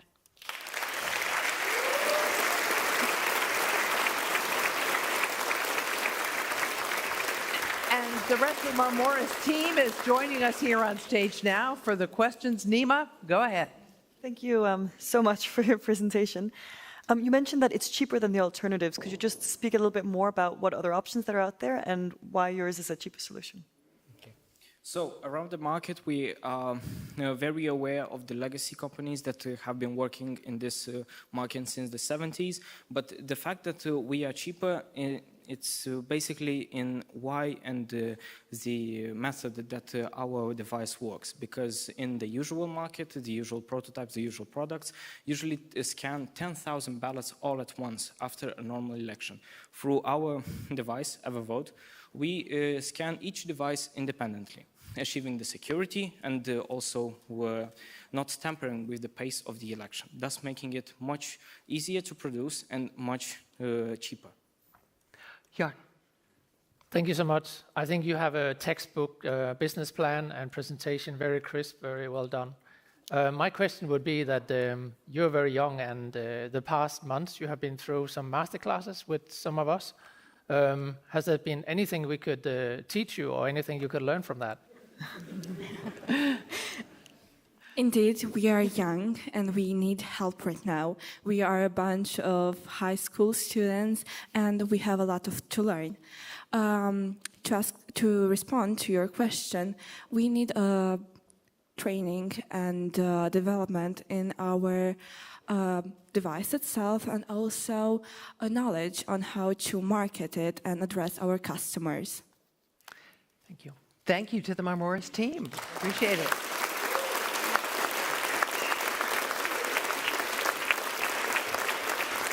Okay, our judges are now going to leave the stage to deliberate over the awards, and you get to play your part too on the People's Award. Joining us now on stage is Preben Toran from Trifork, who's going to explain how this voting works. Do you need this? You've got one. Thank you. Yes, it's time to place the People's Award votes. And that means this is you, the audience. So what we will kindly ask you to do is to find your phones, open the conference app, navigate, find the schedule, the daily schedule. Please ensure you're on the right day. Please find the schedule and please navigate to the current session here. It can look a little bit different depending on your phones and screen sizes, but please navigate to the session, and please don't panic. There will be a couple of minutes to do so. Once we're here, this is the only tricky part. So please press the title of the session. Do not feel tempted to press on any of the speakers. Please press the title of the session. This will lead you to a page with the session details, and that's actually all you have to do, because in a few seconds, I will ask my colleague Rafa to activate the voting, which will place a little gray notification at the bottom of the screen, and all you have to do is to click on that to get to the place where you can place your vote. So, Rafa, if you're ready, please activate the voting. And this is my clue to hand over the stage to our host again. The audience, please place your votes. Thank you.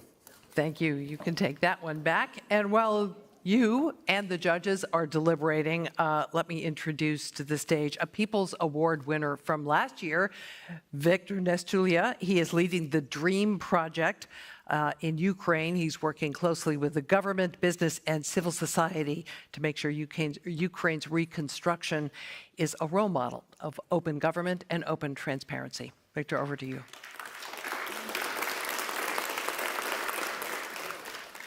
Thank you. Voting is important, and last year DREAM project was honored to win People's Award. And we worked hard to justify your trust and deliver on our promises. And we have lots of things to share. But unfortunately, Russian war is not over. We are far away from our victory, and while planning our transparent, accountable, and inclusive reconstruction, Russians learned how to avoid sanctions to produce long-range missiles. They continue to destroy our civilian infrastructure. Right after last year's summit, Russians conducted yet another act of ecocide. They blew up Kakhovka Dam, flooding hundreds of villages and cities, destroying home and nature. Today, they continue to destroy our energy-generating facilities, and even now, all over Ukraine, we have blackouts. Despite the positive decision to provide Ukraine with F-16 fighter jets and air defense, we don't have enough. And Russia continues to destroy our infrastructure. They are launching thousands of gliding bombs targeting people and our houses. Today, more than 2 million Ukrainians left without home, physically. They were destroyed by Russians. Yes, democratic world is united, but not decisive enough to ensure our victory. We will stand with Ukraine as long as it takes. But how many lives and destinies will it take? These have been challenging times for Ukraine. But you recognized an essential truth then. Russia is trying to erase Ukrainian identity and make our country unlivable. You recognize that every act of recovery and reconstruction is an act of defiance. Restoration of Ukraine is about resilience. We now work to sustain Ukrainian economy, to sustain the will to fight and win the war. Like Prostor, small cafe in Kherson that became a point of invincibility for local citizens, for journalists and volunteers, where they can power up their phone and warm up with coffee. Every day, Ukrainians go to work, open new enterprises, and continue to work even after Russians' missile attack. We have thousands of cases like this. But we also have much larger projects, like 150 kilometers of water pipeline that was constructed amazingly fast to ensure access to clear drinking water to 2 million people. We have to be fast. If your school is destroyed, do you build a new one? Or do you buy buses to bring children to a neighboring school that was not yet damaged?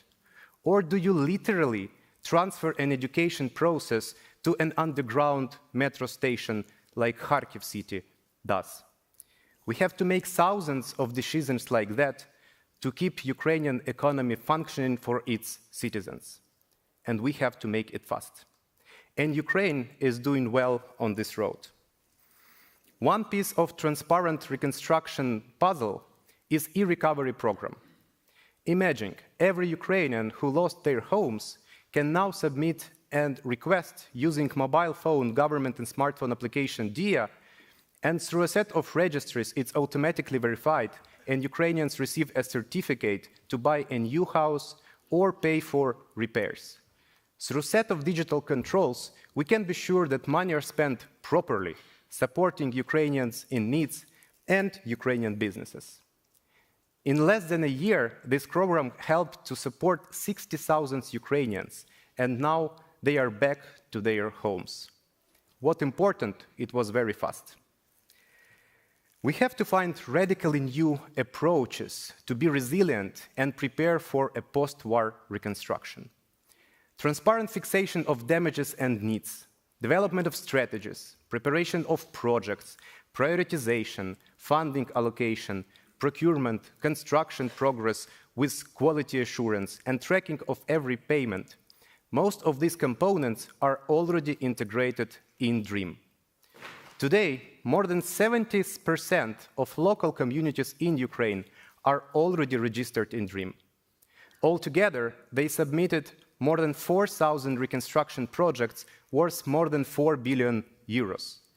More than 1 billion euros is already covered, and thanks to DREAM, we can track the whole cycle from problem statement to commissioning in an open and transparent way. DREAM covers all sectors: housing, utilities, transport, healthcare. But let me stop on education so you better understand how DREAM works today. Ministry of Education set a goal to ensure access to safe and high-quality education to all children. Unfortunately, today in Ukraine, it is only possible if a school has a proper shelter, because there are dozens of air sirens every day, and hundreds of schools have already been destroyed by Russians. To make sure that children can have access to education, we have to ensure that every school has proper shelter that is suitable for education, that has underground classrooms, proper air ventilation, clear water, all the equipment needed. So Ministry of Education set up a funding program in DREAM, providing clear eligibility, qualification, and prioritization criteria that, by the way, were developed with help of artificial intelligence and Palantir technology, thanks to Alex Karp, who spoke last year at Democracy Summit. Once this program is set up, all users of DREAM, schools, communities, receive automatic notification and can submit their application for funding in a matter of several clicks, literally several clicks. We have one community that was able to submit funding application from train in less than 10 minutes. Ministry of Education receives all applications from local communities. DREAM checks them against prioritization and qualification criteria, speaking to more than 10 governmental registries and systems, and provide a clear list of prioritized schools to the Ministry of Education so they can help to make better and smarter decisions to allocate limited resources and make most cost-efficient decisions. So once it's done, we can track implementation with DREAM. DREAM integrates all procurement processes that are needed to implement this project. It integrates construction progress and every payments made. And with the help of open data and business intelligence, everyone in the world can track what's happening with a particular school, hospital, house, bridge, or any other infrastructure facility. Using business intelligence, you can conduct monitoring, you can conduct research, risk management in order to improve decision-making and efficiency of implementation.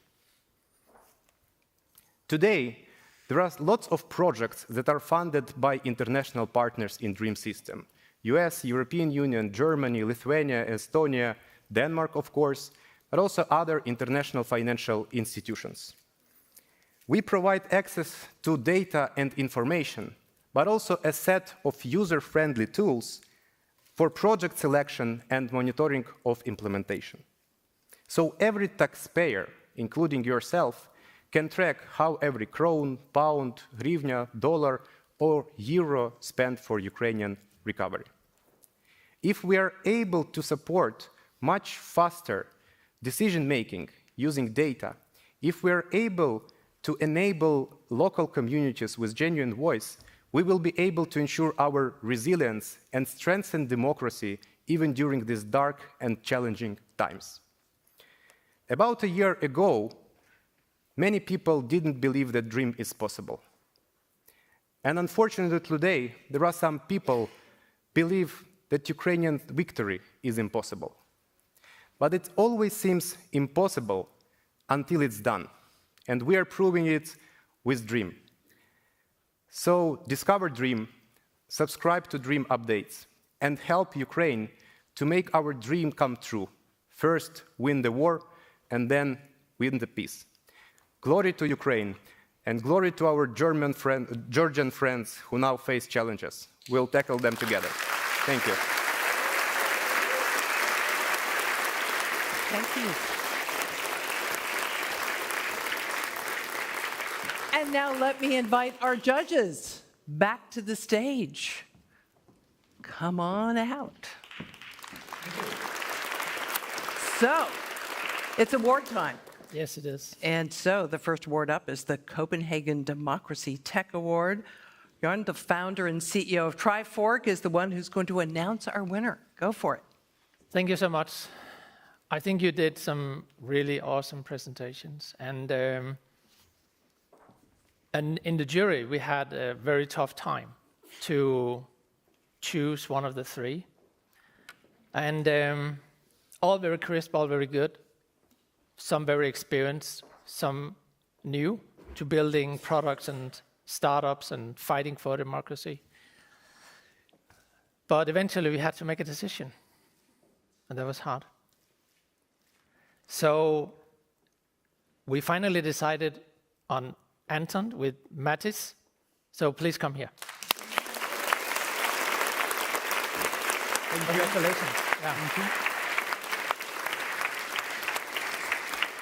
Those three.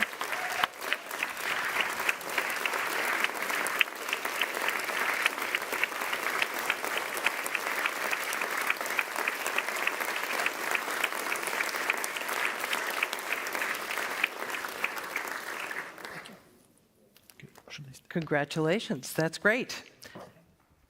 You can go back over there. Unless you're going to come back for the next award, and I'm not sure.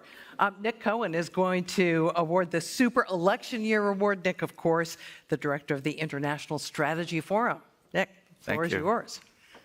Well, once again, we had an incredibly difficult time deciding. The jury was very much split.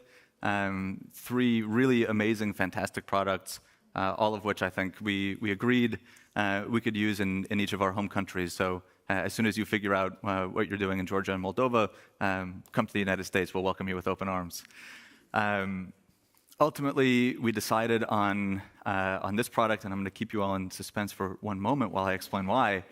As we all know, to defend a democracy, to support a democracy, to live and breathe democracy, we need to understand the politicians who we choose to represent us.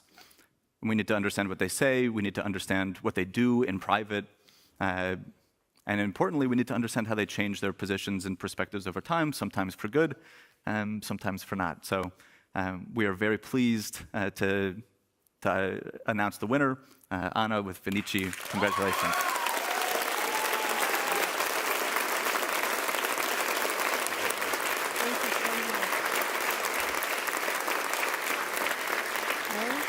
Holding this.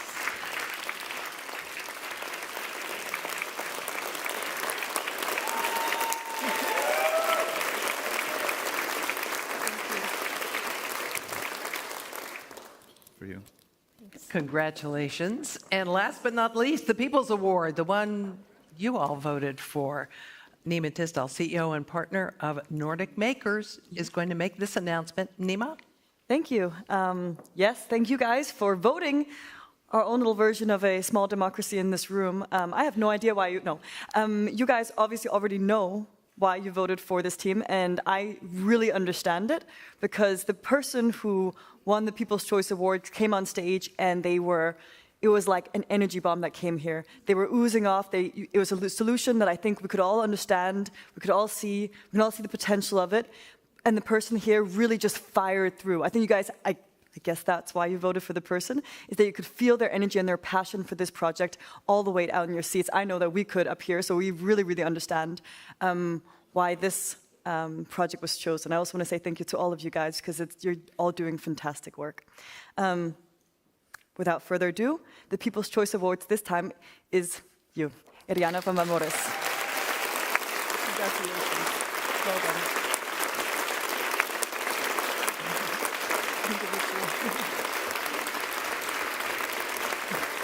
Congratulations.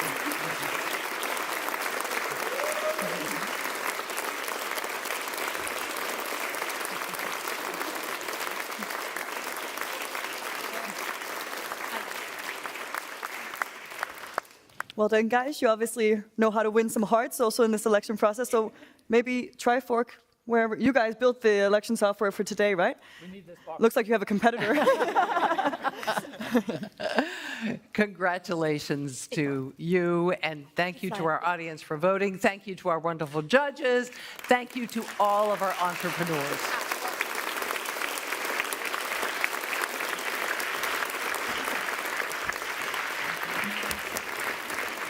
This is one of our favorite parts of the whole Democracy Summit, to see these young people who have the knowledge, the tech skills, the inspiration, the passion, all of which they bring to bear, of course, to create what we hope will be solutions to some of our problems and reinforce our democratic systems. And we're going to talk a little bit more about technology in just a moment, but first, the low-tech part of changing out the stage. Are we set? Not quite.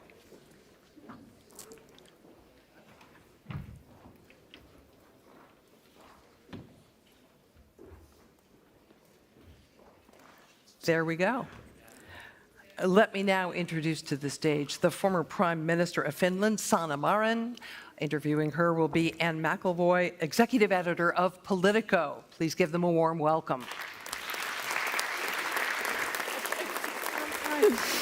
Nice to see you. Hi. Hello, Sanna. Do take a seat. Hi. I'm so happy to be here. You know, I was walking this morning outside, and as a fellow Nordic, I was like, oh, Copenhagen looks so nice. I should really move here. But you know, all the Nordic countries at summertime, it's always so nice, and then wintertime we're all like curled up. So yeah, it looks nice. Happy to be here. As the audience, we've broken the fourth wall here because we're also recording our Power Play podcast for Politico with you. So I might just do an introduction, which will seem strange as you've just met her, just for the podcast, for the audience who are going to be hearing this beyond. So I'm joined here on stage for... see, that's this podcasting. It's everything twice. I'm joined here on stage at the Copenhagen Democracy Summit by Sanna Marin, former Prime Minister of Finland, and it's going to be a live recording of Power Play. Hi there, Sanna. Hi, very nice to be here. Well, listen, it's a huge election year. We have 500 million Europeans going to the polls in just a few weeks' time. A lot of sense that democracy is under threat, and I know that and resilience to keep building societies, allow them to sort of keep rolling with the punches in some senses, is front of mind for you. What do you think democracies need to do more of faster to protect themselves and to get that resilience? Well, I think if we look the world today, actually, the basic values that we have all stood by and behind are being challenged.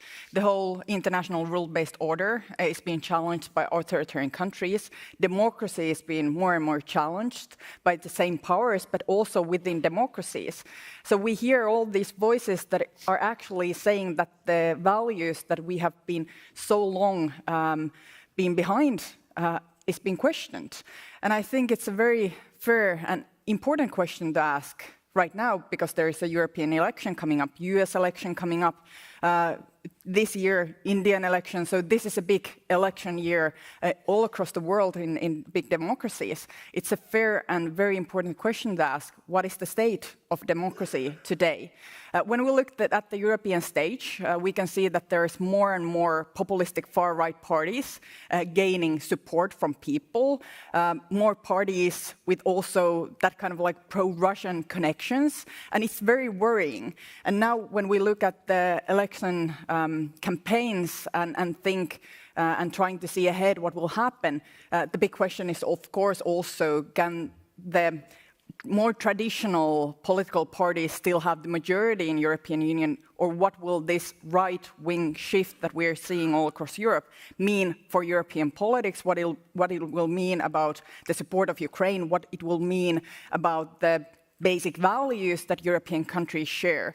So it's a very important election year and very dramatic one, I think. Let me just interject a question there. I mean, one way of reading that is if you speak to audiences like this, you get a sense of, yes, we really must do something about this. I mean, we could be a bit more self-critical, perhaps, and say, where do you think traditional parties, or those who support those very solid liberal democratic values, whether they're centre-left, centre-right, whatever their national inflections, what have they been getting wrong? Well, I think this is a multi-layered question. If you look back history, there's always been right-wing forces. There's always been frustration amongst people. There's always been parties and forces that want people to react on fear or anger. So it's not a new phenomenon. Have this kind of right-wing, very very radical forces that are changing and challenging the system. So it's not a new phenomenon. I think what I would say more traditional parties should do, I think they should also look at the mirror, how we really met the needs of the people. For example, nowadays people in Europe, they're not only worrying about the war or the current geopolitical situation, they're also worried about their own livelihood. They're worried about the high energy costs. They are worried about their everyday lives, how their children, their parents, their close ones are coping with the current situation with the high inflation, for example. So have we met the needs of the people? I think that's always a fair question, because if you are neglected and you feel that you're not seen in the society, then you're much more likely to also vote for parties and forces that are giving you easy answers and saying that if you vote for us, you will get cheap gasoline and you will get cheap food and you will get cheap everyday life costs. And that's like the rooting place for also radical movement and radical, very now, unfortunately, very right-wing forces. And given your advocacy, I'm just curious, are you tempted to head back into election politics, or maybe to Brussels if the right role came up in this crucial year in the European Union? I'm not looking for institutional positions. I have some knowledge and personal experience about being in an institutional position as former Prime Minister of Finland. I'm doing still the same work, talking about geopolitics, about human rights, equality, the rule-based order, climate, loss of biodiversity, but on different ways. So talking events like this, meeting a lot of people. I work with Tony Blair Institute for Global Change, so advising governments, leaders, head of states. So I think the job itself, it's rewarding and also global. So I can speak to more global audience. Is that a final farewell to I wouldn't politics? say final. I would never say never. And you should never close all the doors. But I think at this stage, I can do the things that I really love, talk about the issues that are passionate for me, and still do it from a different position than institutional position, because it also restricts you. You will always, if you're prime minister, you will represent your government, and you will represent the collective decision-making of your own government and your own parliament. Now I'm free, so I can say whatever I want. So that's nice. Please do. That's exactly why we want to talk to you. But it did strike me that when you left office, that seemed to be almost a part of a wave of prominent female politicians who, for various reasons, sometimes absolutely fair fight in front of the electorate, just got edged out. It was a tight race for you, but you didn't win it. But then we've seen Angela Merkel, the end of her years in power. We've seen a lot of, to sort of some of the kind of poster women of progressive politics have fallen by the wayside. Nicola Sturgeon in Scotland has done so somewhat dramatically, actually. In the UK, do you feel, Jacinda Ardern might be another good example, a way away, but there was a sense perhaps of a community and a new generation and style of women in politics. Do you think that's in retreat? Well, I think there's also a misconception that there were like this big group of women. There never were. There were some. There were me, Jacinda. There were other leaders, Mette Frederiksen, of course, Giorgia Meloni, Angela Merkel. So there has been women leaders and leadership, but when you look at the overall, the UN countries, women has always been only a handful of the leaders. So we have always had that like huge gap between genders on the leadership positions. So there never was actually like a rise of women. There were always too few women, and there's still too few women. So that's a problem that we should really tackle and look within the societies. What are the structures that actually prevent women to get those leadership positions, whether it's in politics, whether it's in business, in private sector? And there is a gap also in Nordic countries. I think we have had more women leadership in Nordic countries because of our society model than elsewhere, but still there's still a gap also in the Nordics, and we should really ask, why is this? Are we supporting women enough? Because women are not worse than men, they are not incapable, they are not smart, they are very capable, they are talented, they are brave, they are very capable to do that kind of job, to have those kind of like top leadership positions. But for some reason our societies are built in a way that actually prevent women to reach those positions. And there are many reasons, many kind of structures that prevent women to get those positions, and I think we should really tackle it all across. So I don't agree that there was like this emerging leadership amongst women. There never was, always too few. Let's turn to the global tech race, which I know is a subject that you work a lot on and bring your experience as a leader to bear. And Finland's long been a powerhouse in technology, Nokia, Angry Birds, cybersecurity, etc. But when it comes to scaling and staying at the front of that competitive race with America, let alone taking on that challenge of China, which over the last few years has looked like in some ways more of a threat in the technological race than any sort of ally that you can kind of rely on. How do you think that balance is best conducted by leaders who have to both advise on technology but also don't want to hold back the innovation that Europe badly needs?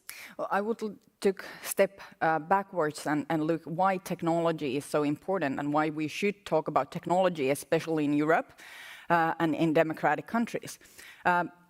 I governed a country during a period of serious crises. First, we met COVID, a huge global pandemic that challenged us all. We were all caught up by surprise. So it really was a big hit in our societies. Then we faced a war in Europe, energy crisis, so major crises that actually showed the vulnerabilities within our societies. We weren't prepared enough, even though some countries were more prepared, but nobody was prepared enough. And during COVID, we noticed that we lacked medical supply, we lacked medicine, we lacked all that kind of manufacturing capabilities that we really needed. So we needed to boost it up very fast, but it was a big and major challenge. So we lacked those, and those were outsourced to low-price countries, especially in Asia.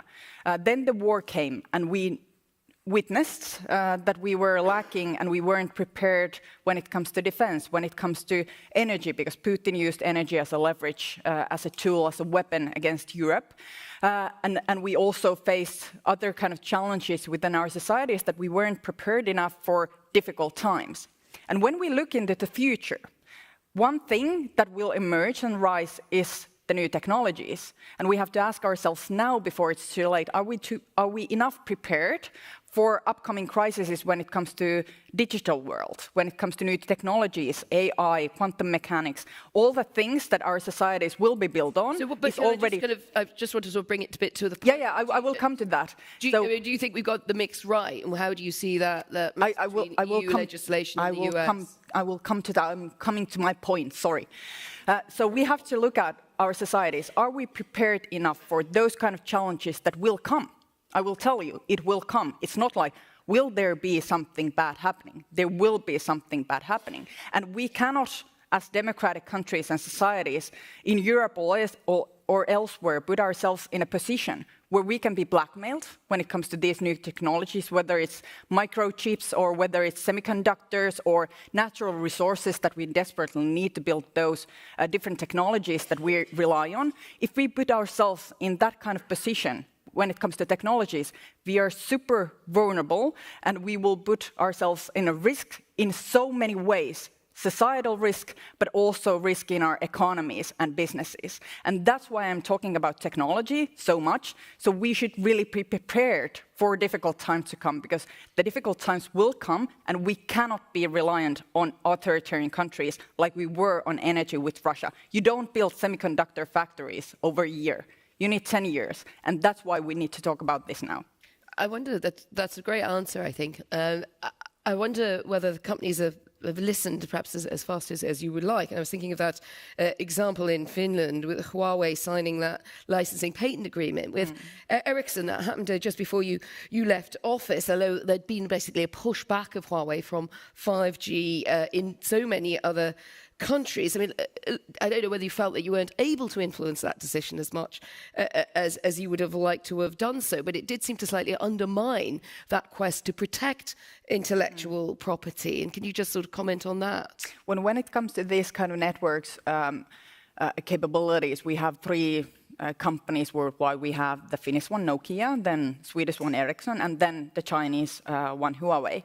And I think we need European companies, we need democratic states companies to build the technologies that we rely on.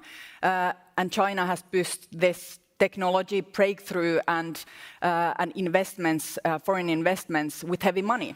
It's not market-based or market-oriented. It's been built with Chinese governmental money to try to hijack different markets across the world, and then put the countries in a position where you are reliant on the technology and on the product of a Chinese company. Ericsson? Sorry? Is that a point that you made in this context of the Huawei agreement with Ericsson? Because that is a classic example. You know, well, Ericsson is a Swedish company, so no, Finnish government didn't have any positioning I about phrased that badly. Would you say that when you come to these sort of individual decisions, that governments and friendly governments who talk to each other and make the same kind of point that you're making should be more assertive? Well, I see it in a way that European countries should really think from whom to buy. And you should have also other kind of evaluation and also other kind of criteria than the price. Because there are risks when it comes to technologies, especially from the countries where governments are so linked in these, you would say, private companies that are not in a such sense private like Western companies are. But for example, in Finland, we have policy that we don't intervene with private companies' decision making. So of course we respect that kind of way of acting. But I would ask the question in a way: if you are building your network in Europe or somewhere else, do you want your network to be built on authoritarian based companies? And do you want to give your data and your information to these companies? I would be very cautious. So you would take a strong advocacy role, and if you didn't want to intervene directly? Well, now, as I said, I'm former Prime Minister, and I can speak quite freely. You can, indeed. Do you think the AI Act that the EU it has now on the books will do enough to counter the threats of AI-generated content where they collide with democracy and where there's potential for deepfakes and other abuse? Well, I think it's very important that we educate people.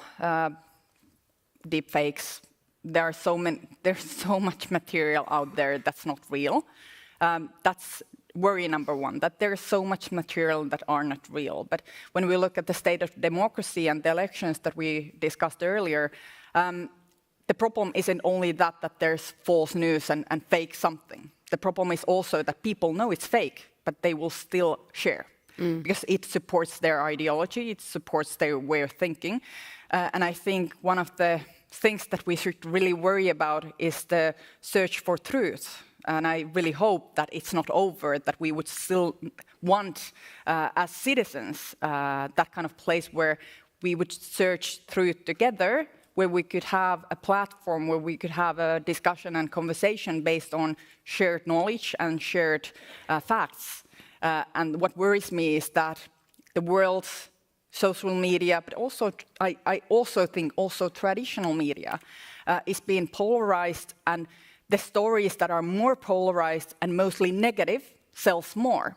And this is a big threat to democracy, is that we don't anymore have that platform where people could share same facts and have an honest discussion, even though you might agree or disagree.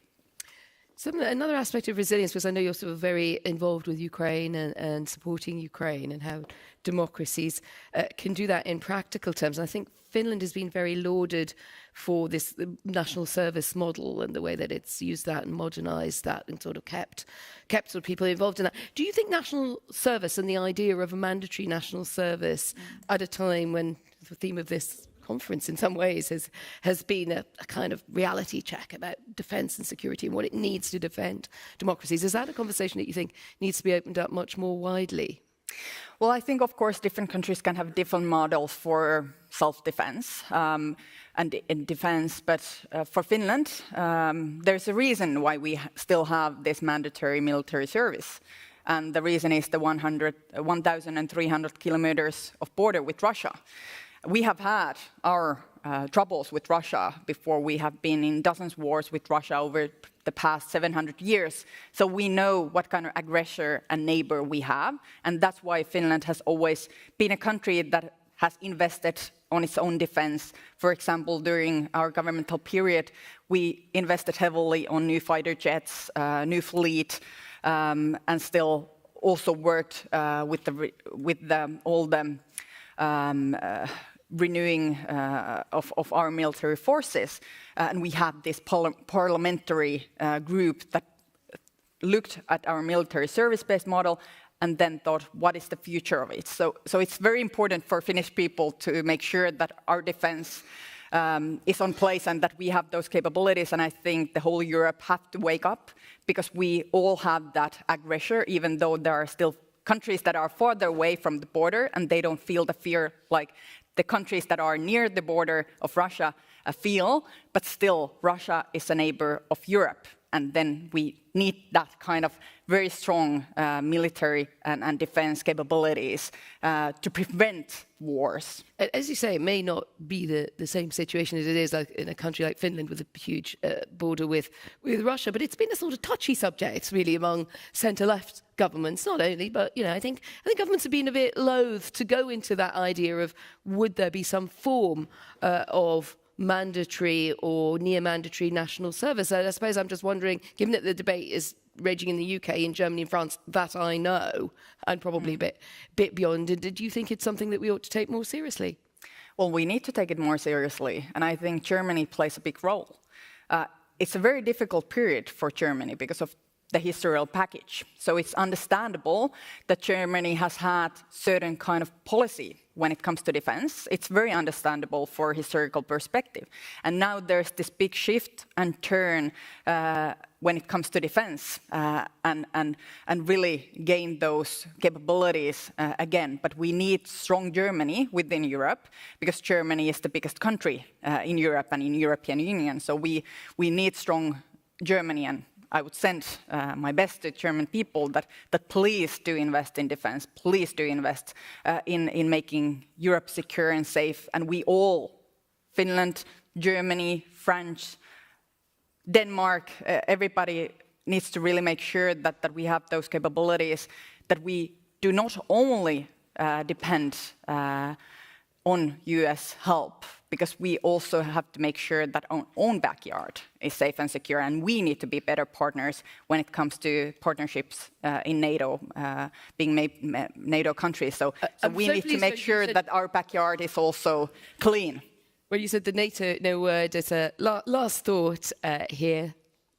You played a major role in getting Finland on that accession path and into NATO. In a way, you're always going to be in the history books for that. Is that something you think will be a kind of highlight of your political career? Well, I'm very happy that Finland is a part of NATO, and we are a member of NATO because of Russia, because Russia attacked Ukraine. Without the war, Finland wouldn't have made the decision when we made the decision. So it was because of the action and the violent attack against Ukraine, why Finland did that decision during our governmental period. I'm very happy that we are now a member of NATO. But, you know, as a woman, I don't think that we think so much like being part of the history books. Like maybe that's for somebody else, but I'm very happy that we made that decision. It was the right one to do. And now we have to make sure that the NATO countries are more capable also in Europe. Sanna Marin, thank you very much for joining us here today on Power Play and in Copenhagen. Thank you.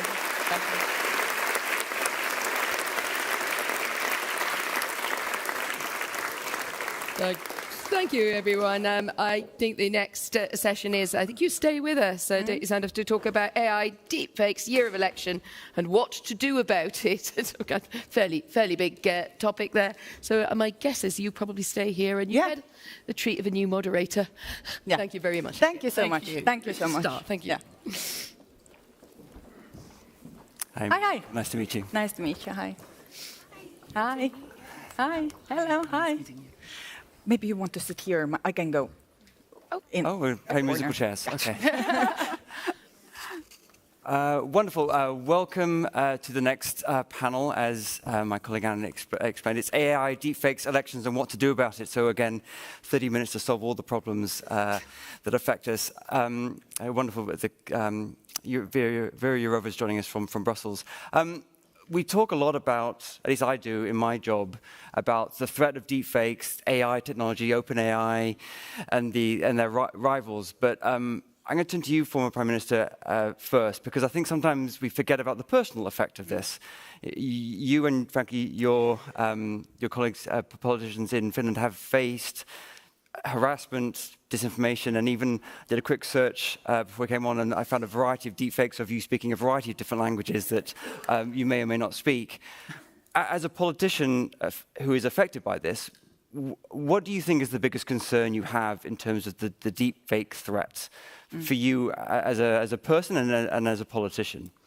Well, I think deepfake is only one corner of the phenomenon of this,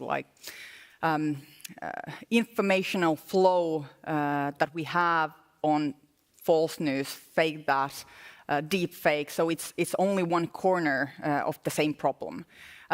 My worry is because we have seen in Finland, we have seen elsewhere, and especially, of course, I look at in a certain corner, but I have seen very similar kind of campaigns against politicians from maybe liberal, maybe more left backgrounds across the world. So it's not only me or Prime Minister of Denmark, Mette Frederiksen, or somebody. There's similar kind of phenomenon in Canada, in South America. So there's this certain types of campaign that have been orchestrated from somewhere because they are so similar. It's not organic. These different types of scandals or threats that you can see online on the internet. And there are a lot of similarities. And I think the big question right now before the elections in European Union is that who orchestrates these campaigns? Deepfakes are only one part of that, but there is this orchestrated false kind of agenda that is spreading online on the dark side of the web, but then it bursts up into X in different social media platforms. We know that there are a lot of also groups in WhatsApp, for example, where they can spread WhatsApp messaging, false news, fake footage, and I have also been a part of this kind of attack that have been orchestrated. So this is very worrying from democratic perspective, and there are certain powers in the world. I bet that many of these orchestrated campaigns are coming from our eastern neighbor as we speak, and we have also witnessed a lot of fake, false news campaigns in different elections within European Union countries in the past year. Before we turn to Ginny and Annette, I'm going to put on my best Eurovision voice and say, Copenhagen calling to Brussels. Thank you for joining us, Commissioner. I want to pick up on what the former Prime Minister said in terms of deepfake being part of the overall picture, some of which, as you mentioned, coming from our eastern neighbor in Russia. From a European Union/Commission perspective, where do you see the threat now? We have, 3.5 weeks before the European parliamentary elections. The Commission has done a lot of work in this during its current tenure. But sometimes I feel that we are so fixated on deepfakes, the new threats, we forget some of the more old school, issues of cutting images, out of context, and things that have been around for a while. So from Brussels, where do you see deepfakes fitting into the wider context? Yeah, thank you very much. I will immediately answer, but I wanted to say to Sana that normally you can get to history books after doing something horrible, but you will get there after doing a very good thing. So happy to see you there. What we expect now, we are, 2 weeks before the elections. We expect in the electoral campaign that it will be almost, now I have to say business as usual, that we will see deepfakes in the information space. We had several elections in the last year where in all of them the deepfakes were used. But as you rightly said, this is not only about deepfakes, it's also about combination of different things. First of all, disinformation on steroids, which I call the situation, disinformation being amplified by artificial intelligence, fake accounts, fake likes. This is all which we expect will appear now in the last 10 or 12 days before elections. We tried to prepare for that. And we did, among other things, 2 concrete things. Already last year in summer, I asked the big technological companies to develop the technology to detect the deepfakes and to label them. Last year in summer, they were telling me this is not possible, we don't have such technology. Then at the beginning of this year, I still heard, for instance, from Meta, that they can detect immediately the AI production which appears within their system, but when it moves to their system from other systems, they cannot do it. That's why it's so important that the biggest technological companies like Meta, Microsoft, I will not name them, except X, they committed themselves to create a system of immediate detection, which will work horizontally, and that they will label or remove the deepfakes, especially those 5 or 10 days before the elections. It's the technological response. On political side, the European political parties signed, upon my request, the pledge, again, the voluntary commitment that they will refrain from using disinformation and AI production, such as deepfakes. And European political parties promised to me to send this message and ask for such commitment also the national political parties, which are creating the candidate lists for the European Parliament.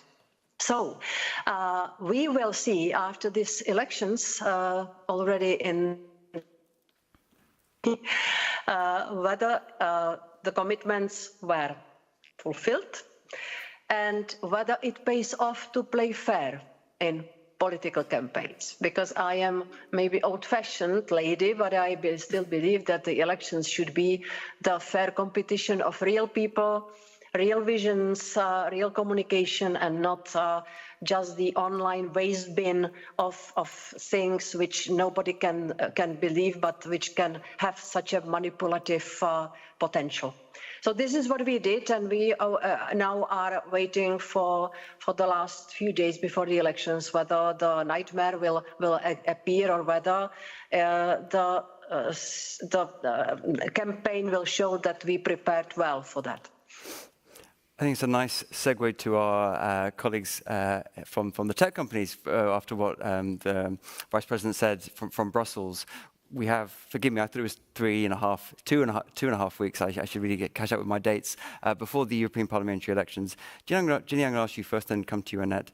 In terms of what the Commission announced about the commitments from not just yourselves, but the other companies, how confident are you that, yes, things may happen because, again, you can't control everything, but in terms of the threat mitigation that you both have put in, your companies have put in, how confident are you that you're prepared for the June elections? I think for folks who sit in the roles that we do, to say that we're confident that everything would be fine, you all don't want me to feel that way. You shouldn't want me to feel confident. It should be our jobs to remain paranoid. It should be our jobs to look around corners and think what might happen, what could happen, while we're building in the mitigations and the support that we can. So that's always a hard question for me to answer because I'm not confident at all. That doesn't mean we haven't done a solid job. It means that we remain vigilant and concerned, not just about the June elections in the EU, of which we're paying very close attention, but as I'm sure folks who are gathered at this event know, all the many, many elections happening around the world over the course of this year, which we're already about halfway through. Some of the ways that I think we feel, if we were going to feel confident, it would be based on the fact that we have engaged threat intelligence teams who are spending a lot of time looking at what adversaries are doing, trying to identify patterns of behavior, communicating with their government counterparts, putting out public reports about what we're seeing, particularly as we see Russia continue to push propaganda into the environments where elections are happening, particularly about Ukraine, but in other ways, calling out techniques that we're seeing. Yes, they're using deepfakes. Are they really good at the videos? Not yet from what we've seen. Does that mean they don't have the capability? We're not sure, right? Just as transparent as we can be about what we're seeing from the threat intelligence perspective. And then, of course, on the platform side as well, building in the right prevention materials in the first place, making it so that you can't easily replicate a public figure using some of our image generation models. That should be sort of table stakes to ensuring that we're doing the basics to try and keep the public safe from these kinds of attacks. And then there's a lot of the ongoing work that will just mature over time. We recognize that when we came together as 20 companies, now growing, I think we're at 24 or 26 at this point, that signed the Tech Accord in Munich in February, including Google, what we came together and said was that collectively we recognize this could be a problem, that AI will most definitely be used by adversaries in elections, and that we're first together addressing that problem, and then here's what we're going to commit to and do. And then from there, each of the companies have gone on and put together their own sort of roadmap. So I feel confident that we've made commitments, that we're serious, that all the tech companies who signed that accord are serious. But of course, I'm going to remain paranoid because that's what you all should want me to do. I mean, that's fair. I think confidence is maybe the wrong word to use, but in that I was talking to your YouTube colleagues last week, and they were sort of outlining the mitigation mechanisms they're doing on that platform. But from Google's perspective, what steps are you taking, ahead of June and beyond in terms of reducing some of the threat that we've discussed on the panel? So first of all, thank you for having me, and also thank you for Commissioner Jourova, I think, for her leadership on the topic about whether we speak code of conduct, EMFA or DSA. Indeed, the legislative framework has been established in the past year, and to your point, we are now focused on getting this right, getting it right for the European elections, getting it right for all other elections that are happening this year, and it's a huge challenge. It's a huge complex challenge, and I probably wouldn't subscribe to the word paranoid, but I think we all need to we need to get our homework done and do much more beyond that. And you asked me, YouTube is one platform. Very quickly, what we do in search and more generally in the elections context, very specifically. And this is first surfacing authoritative content, quality content, so voters are informed, see qualitative journalistic content first before they get into other websites. Secondly, strengthening, obviously, the security of our platform, and this is the fight against misinformation, disinformation at scale. I'm coming to this in a second. And thirdly, this is providing cybersecurity to campaigners and everyone who is in the space. And for example, Privacy Shield is one means to get journalists and NGOs under an umbrella that is providing them from DDoS attacks, which is super important also in times of elections. So there's a lot to get right. I would maybe love to revert that's the homework, and AI and generative AI give us the possibility. Yes, it's creating much more content. It gives like scaling up the challenge, but it's also giving us the opportunity to get the answer scaled up. So through AI, we are able to remove 90% of illegal and detect 90% of illegal content immediately, and then and take it down. We are able to massively scale up our cyber defense against attacks. So there's a lot of potential in AI. And I would love to make one point that is also a key here, and the Commission President made it in her opening speech yesterday, and this is pre-bunking, finding additional techniques to fight misinformation and disinformation, to increase the resilience of people that are going to be faced with misinformation all the time. And pre-bunking is a method to is alerting people about manipulation techniques. And actually today it's a coincidence. We are launching a pre-bunking campaign across Europe in 23 languages ahead of the European election to educate users about possible manipulation techniques. So that's one part of the puzzle that we have to all get right together in partnership with politicians, and with NGOs, with other technology companies, obviously. So I want to turn to you in terms of how you go about this. You mentioned Russia and what they are trying to do, but there's also a domestic element to this, where as much as people can have incorrect views, they're not technically illegal unless they are promoting hate speech, etc. As a politician, where do you draw the line? I know the Commission and some member countries like to use the word, we don't want to create a ministry of truth, but how do you fight against the foreign interference element, some of which is linked to domestic actors, and then domestic actors maybe saying silly things or harmful things, but they don't fall over the line in terms of illegal content? Where's the line there? It's always linked with domestic. That's how it works. It's orchestrated somewhere else, but then it's always linked within the countries and the groups within the countries, and it also grows from there. So it's not like only from outside, it's also within the different countries and built domestically as well.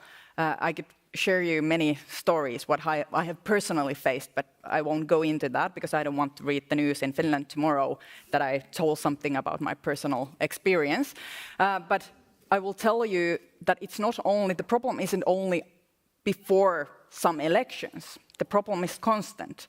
And when we look online, when we look at X or different social media platforms, or also some more traditional media platforms, we can see that certain groups are being targeted constantly, not only under elections, but constantly, especially women, young women, people from different minority groups. They have been they are constantly, every day, being targeted. And what is the aim? The aim is to silence. The aim is to tell them that don't go into politics, don't raise your voice, don't participate. If you do, we will trash you.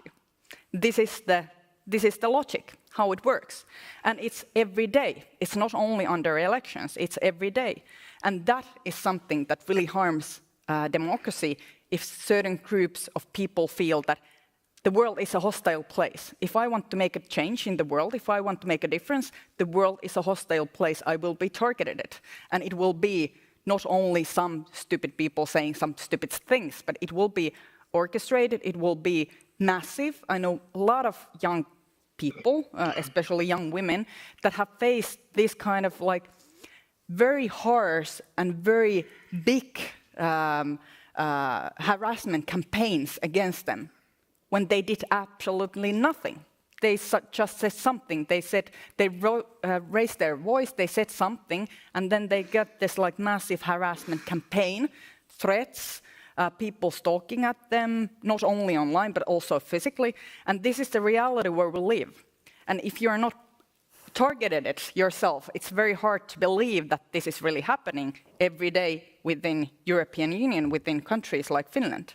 But it's the reality, so it's threatening democracy every day, and the false fake news, misinformation, disinformation, and then all kind of deep fakes, they're only just part of this kind of trying to silence people to participate in democratic structures. Right.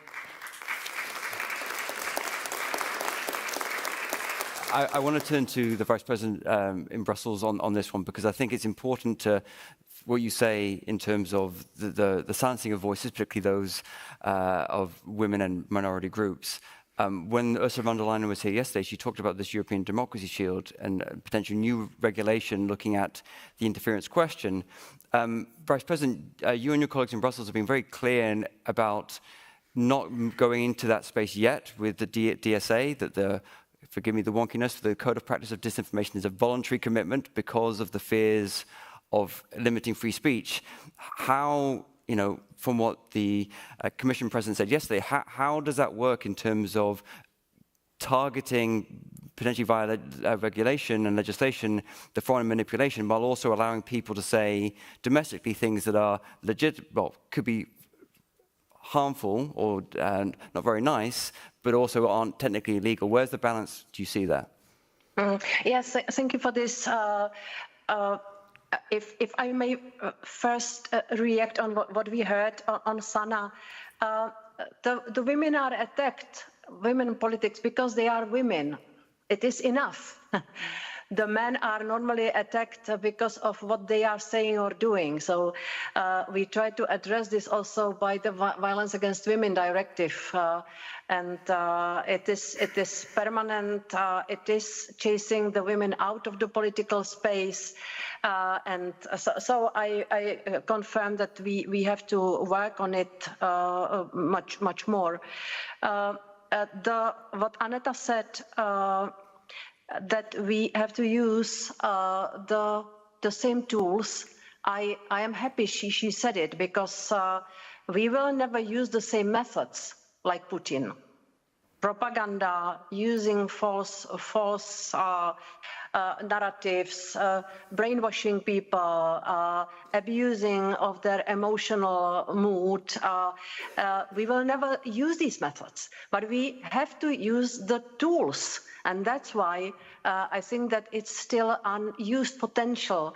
The AI, for instance, for not only detecting the illegal content and harmful and dangerous disinformation, but also for the pre-banking.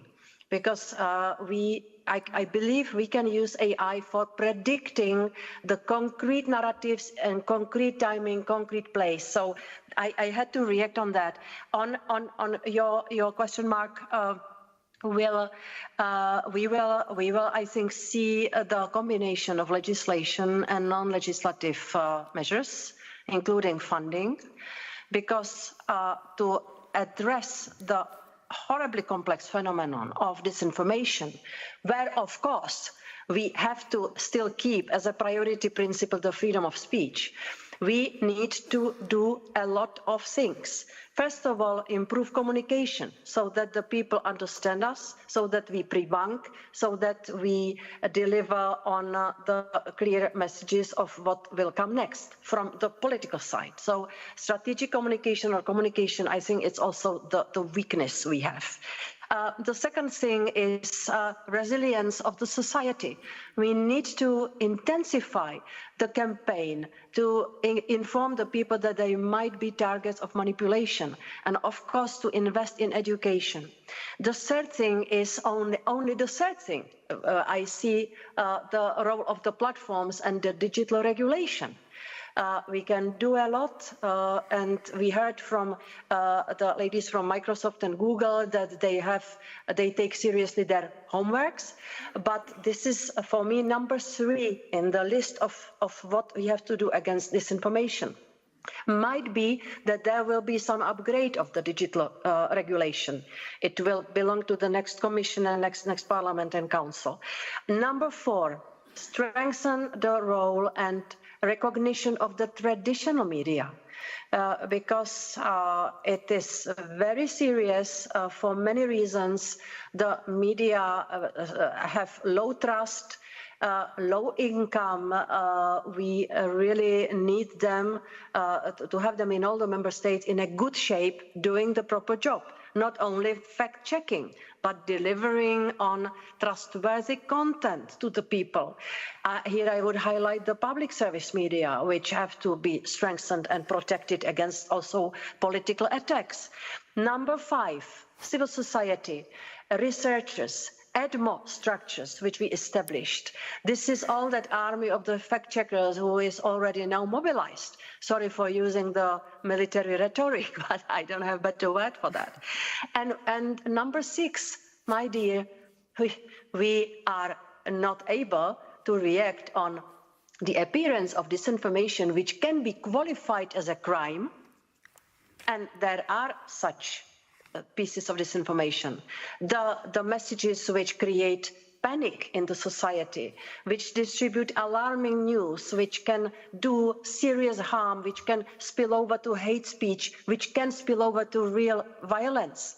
This can be already now addressed by the law enforcement side.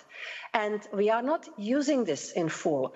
I don't want to criminalize people for their opinions. This is not the plan. No Ministry of Truth and no criminalization of freedom of speech. But we have to react in case of appearance of disinformation / maybe AI production, which can be qualified as a crime. So sorry I was long, but these are the things which we discussed this morning at the college with Ursula von der Leyen, and these are the things which I would like to see covered in the future policy which Ursula named the Democracy Shield, because I believe that this is a complex phenomenon which requires much more than regulating on the digital space.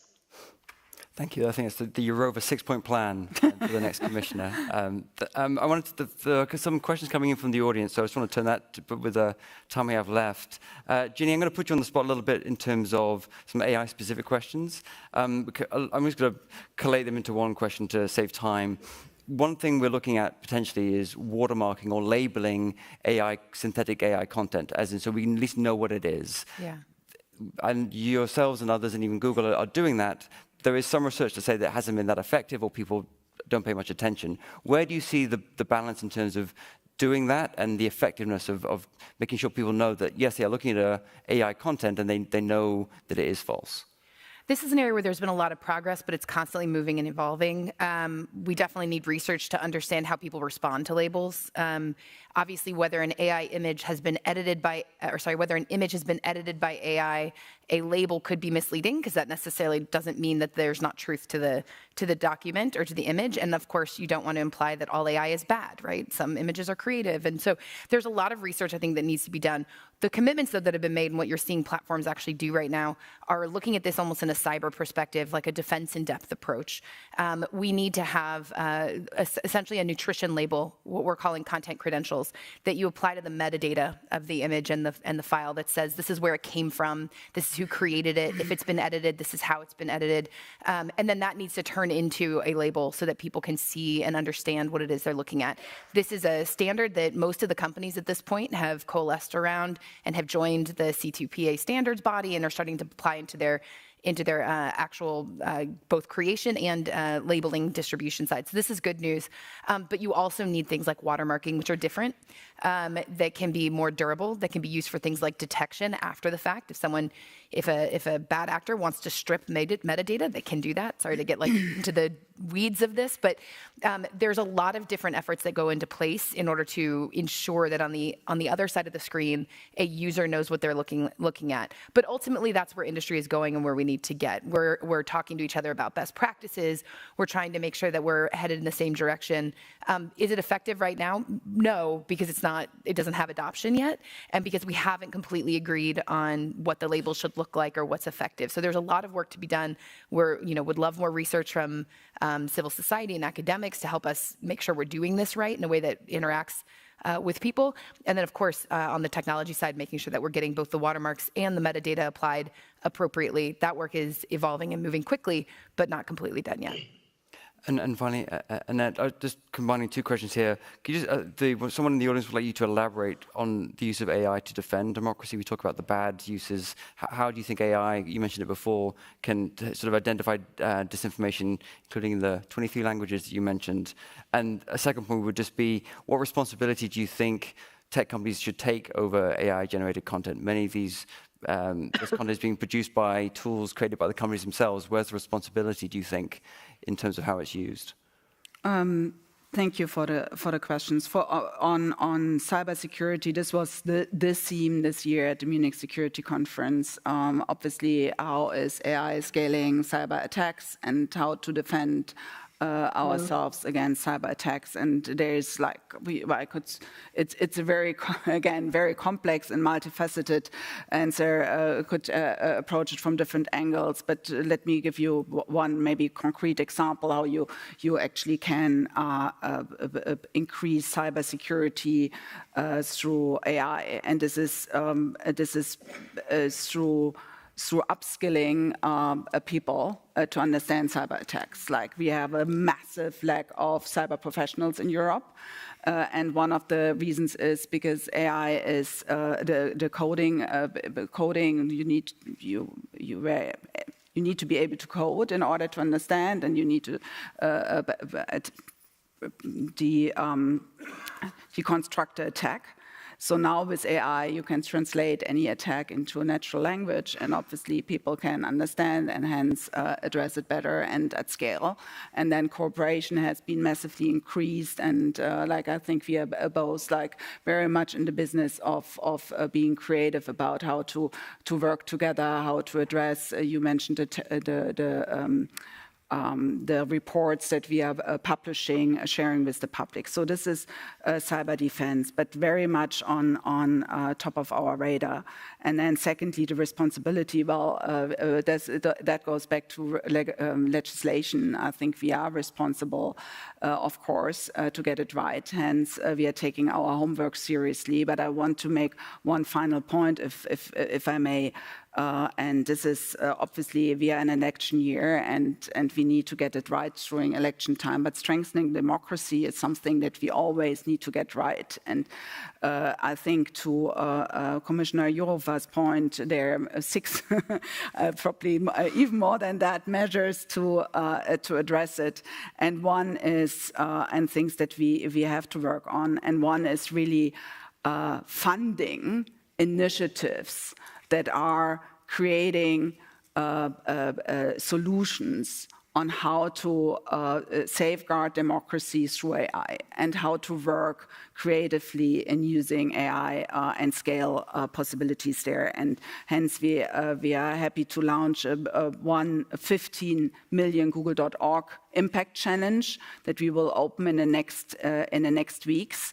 To apply for it, to indeed strengthen democracy and allow for NGOs, for other institutions to look into solutions how to scale up.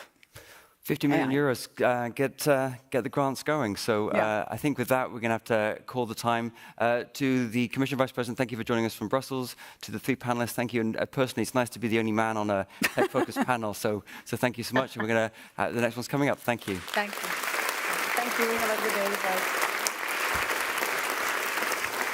Thank you. That was great. Thank you. By the way, the world is small. No.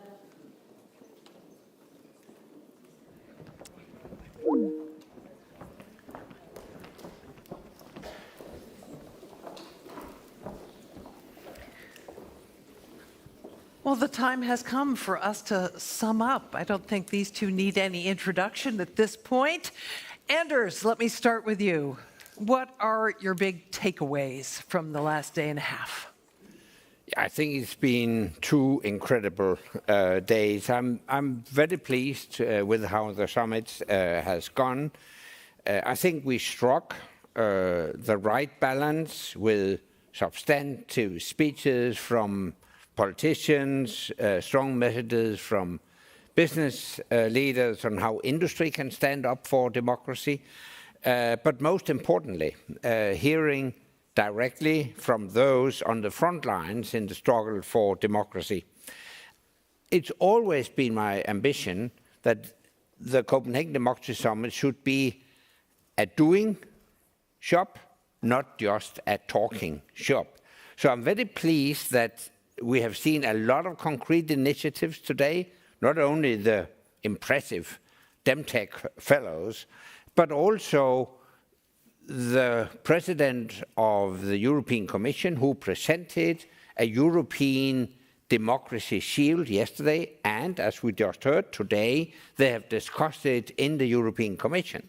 That's a direct link from the summit to the Commission work. Secondly, yesterday I launched, together with Andrei Yermak from Ukraine, an ambitious plan as to how we can move forward and present a new approach, a new strategy for Ukraine in the lead up to the NATO summit in July in Washington, D.C. And let me finally mention a third initiative, the IPAC Free World Pledge on supporting democratic Taiwan, where politicians from across the world pledge to really respond massively if China attacks Taiwan. These are just 3 out of a lot of concrete messages from this summit, so I'm very pleased. Suzanne. Yeah, I would, picking up on some of those points here, that mix of voices that we heard here. So, huge players in private and government like Richard Branson or, the former Secretary of State Hillary Clinton. But I think Ukraine is very important, laying the ground for discussion that is going to step up in the next few months before the NATO summit, which is what next for Ukraine, what next in terms of its integration into the defence system of the West. I mean, and I couldn't help being struck just earlier. I was speaking to someone there, and the reality of what's happening now on the ground in Ukraine. President Zelensky, who had supposed to be visiting Spain and Portugal, and is now not going to, because of the situation, what's happening in the northeast of the country. So this is the reality that's happening in Ukraine now. So kind of focusing, I suppose, on what should happen next. What's the responsibility of allies, I think, is very timely. Another standout for me was kind of a bit more, I suppose, personal. Covering this as a journalist, I've been writing this global playbook for here. I've been trying to grab people for interviews. And yesterday, I spoke to one of the Democracy Tech Fellows, Georgi Gagua. He's a co-founder of Project 64. So I interviewed him just out there about what he was doing. And while we were speaking, the news was coming in on his phone about what was happening in Georgia, the foreign agents bill that was being put through, and he was watching this. And it was just this kind of split-screen moment for me about having these people here when literally these momentous events are happening, spilling over into our world here at home in their countries. And it was just a very kind of telling indication of that mix of how, when we talk at forums like this, how it's directly intersecting with real-world events abroad. So that kind of, I think, is one of those memories that will stay with me from the last few days. Yeah, several of the Demtech fellows were so eloquent in talking about what was going on in Georgia. I wonder, Anders, if there's anything you'd like to say about the situation, any message you want to deliver to people there? Yeah, I think all of us have been moved by the news from Tbilisi, and what we are watching taking place in Georgia is horrific. And we have seen this playbook before in Putin's Russia. And the democratic world must stand with the protesters in Georgia. That's a clear message from this summit. Europe must act and show there are real consequences if the government forces force through this bill. We should send a very strong message to those trying to push Georgia down the path of autocracy. Did you want to add? Yeah, I mean, I think it's again very telling. I mean, there was some controversy as well over the last 24 hours about how long it took the EU to come out with a statement. You know, divides maybe within the EU, within the Commission on this. I'm not going to speculate too much, but you know that there's a frantic almost desire from these countries that their message is heard. And one of the other themes that kind of I've been picking up over the last few days is this importance of those in exile, the diaspora. Who were also powerful. Yes, who are also powerful. I mean, talking to Mr. Lopez, you know, what an amazing person and speaker. Masi. Yes, exactly. That they are the voice that those people don't have. And a diaspora can be very, very powerful. I mean, the Armenian diaspora in America, I'm from Ireland, people may notice in my own, you know, going back centuries, the power of the Irish diaspora can affect political change in countries. So it was quite interesting to hear these very eloquent, passionate, very informed voices here, giving a voice to people who don't have a voice often in these countries. So I think that's another theme, I think, that was running through the last few days. And those personal testimonials, the stories, the things they had been through, I think moved everybody here and everybody watching online. Yeah, and I think as well, I mean, the power of the voice, as you were saying there, Anders, those stories, particularly with this other big theme we've been discussing, which is technology and the power of social media and like who speaks for who and who owns a narrative. Those kind of issues are very complex, and the last few panels there were fascinating about, you know, what role does the private sector have? What role do regulators like the European Commission have on this? You know, which narrative gets pushed and why? These are all very, you know, fluid and modern issues that democracies are dealing with. I don't think there are any answers, but we definitely discussed them here over the last few days, and I think the task is colossal. But having that buy-in from the social media companies, as well as government actors, I think is crucial. Anders, thank you so much for hosting us all here today and yesterday. It's been a terrific conference. I want to thank you personally. Thank you, Suzanne, also. And Anders, I want to hand things over to you for some final words. Thank you very much.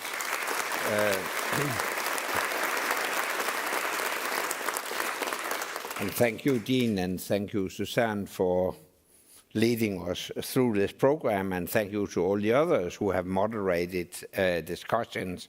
So we are now coming to the end of the 7th Copenhagen Democracy Summit, and I would like to take this opportunity to say thank you to all of the people who have made these past 2 days possible. Thank you to our sponsors and partners who support both this summit and our other programs in the foundation. Thank you to the leaders and activists who have traveled from around the world to speak from this stage and in many side events. Thank you to all of the staff and volunteers who have put this together, and not least, of course, thank you to you, our guests. I would say, first of all, I would encourage you to set a date in your diaries, 13th and 14th May 2025, for the 8th Copenhagen Democracy Summit. I would just stress, dictators shouldn't apply. And my final word would be that we have experienced so many fascinating democracy activists on stage.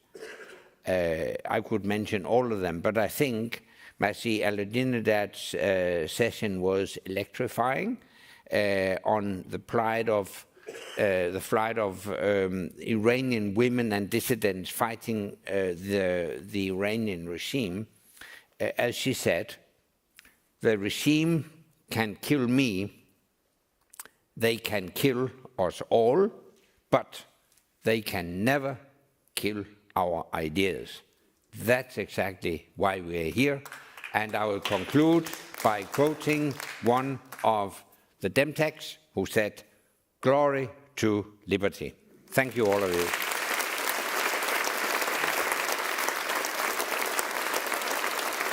Thank you, Andrew. Yeah. Thank you. Thank you. Thank you very much. Yeah. Thank you.